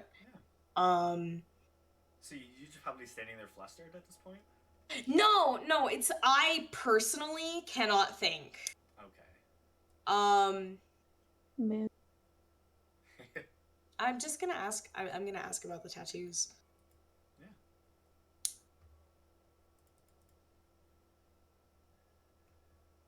Like, ask what kinds of tattoos she offers. I do all sorts of tattoos. Would you like one? That depends on the sort. I can do many different types. Have you ever gotten a tattoo before? No. I deal with a lot of first timers. You seem like an individual who would enjoy a more enhanced tattoo. I do offer magical tattoos. Tattoos do. All sorts of different things. Yeah, I have a list. And she kind of goes Yes, over that to her would be counter, much appreciated. pulls out this intricate book and kind of sets it down and opens it up and seems to describe but also show these intricate patterns that seem to defy normal tattoos. So if you look on D&D Beyond, if you have access to Tasha's Cauldron of Everything, I should. the magical tattoos within the Tasha's Cauldron of Everything are available in the shop. Okay. Sorry, this is just really interesting to me. what are they're- the prices? They can get up there. Are you there, Faraday? Yeah, I imagine I would be. You asked for that? Absorbing tattoo. Let me just look at these tattoos. Oh, it's something you have to attune to. Yes, it is. I will. Huh, We'll see what they do. I will say, for Seer, I thought about doing it earlier. Um, to not devoid you of an attunement, I'm gonna say that the item you got, the Baba Yaga's Dreamcatcher, probably would actually extend its ability to block divination magic to you just generally. I feel like that only while he's sleeping doesn't fully work, as you have to attune to it anyways, as it's an attuned item. So I'm gonna say, you do have another attunement slot. You didn't fully have to. Oh, cool. Yeah, I've been like debating that since I gave you the item. Can I give my necklace to Gamesh? Yeah, give it to him. Just so you have like you're not entitled to have an item that does a little bit of everything. Yeah. All right, I got you. But yeah, I gotta head to sleep, guys. Good night. Have a good night. Night. Good night. Right. But yeah, so Faraday, you ask, the expensiveness of them, and she'll respond. Typically, they range. The cheapest I can do is a small tattoo, about 50 gold pieces. But some of the stronger ones, well, those can be upwards of 30,000 gold. It generally just depends.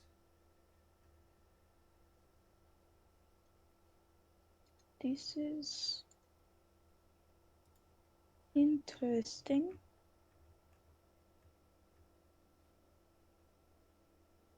Sorry, I'm trying to look through all of these. And if you don't feel like getting any magical tattoos, I can always just give you some mundane ones.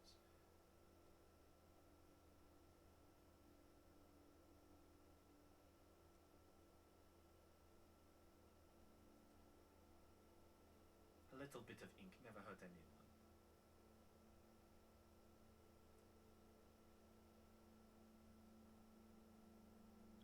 Oh, it doesn't actually give you the tattoo thing. Which one? I think I might just be reading this wrong. Yeah, so within the Tasha's um, magic items, there are some that are, if you're just looking at the straight up magic items, some of them, they're in a list of normal magic items as well. So it's a little hard to discern sometimes.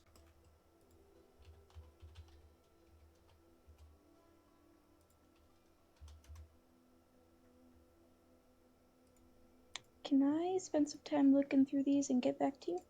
Yeah, you can probably spend, if you truly wanted to, a whole weekend break if you wanted. As it is getting close to time, I can give you Yeah, some time to. I probably need some time as well. Yeah, it's generally just an option. Anyone can get them. They are attuned. They need to be attuned. So it's not just a simple get a tattoo and be okay. It's going to be a part of you for a while, and they all have different prices. Generally, the more rare they are, the more expensive they're going to be. So just keep that in mind.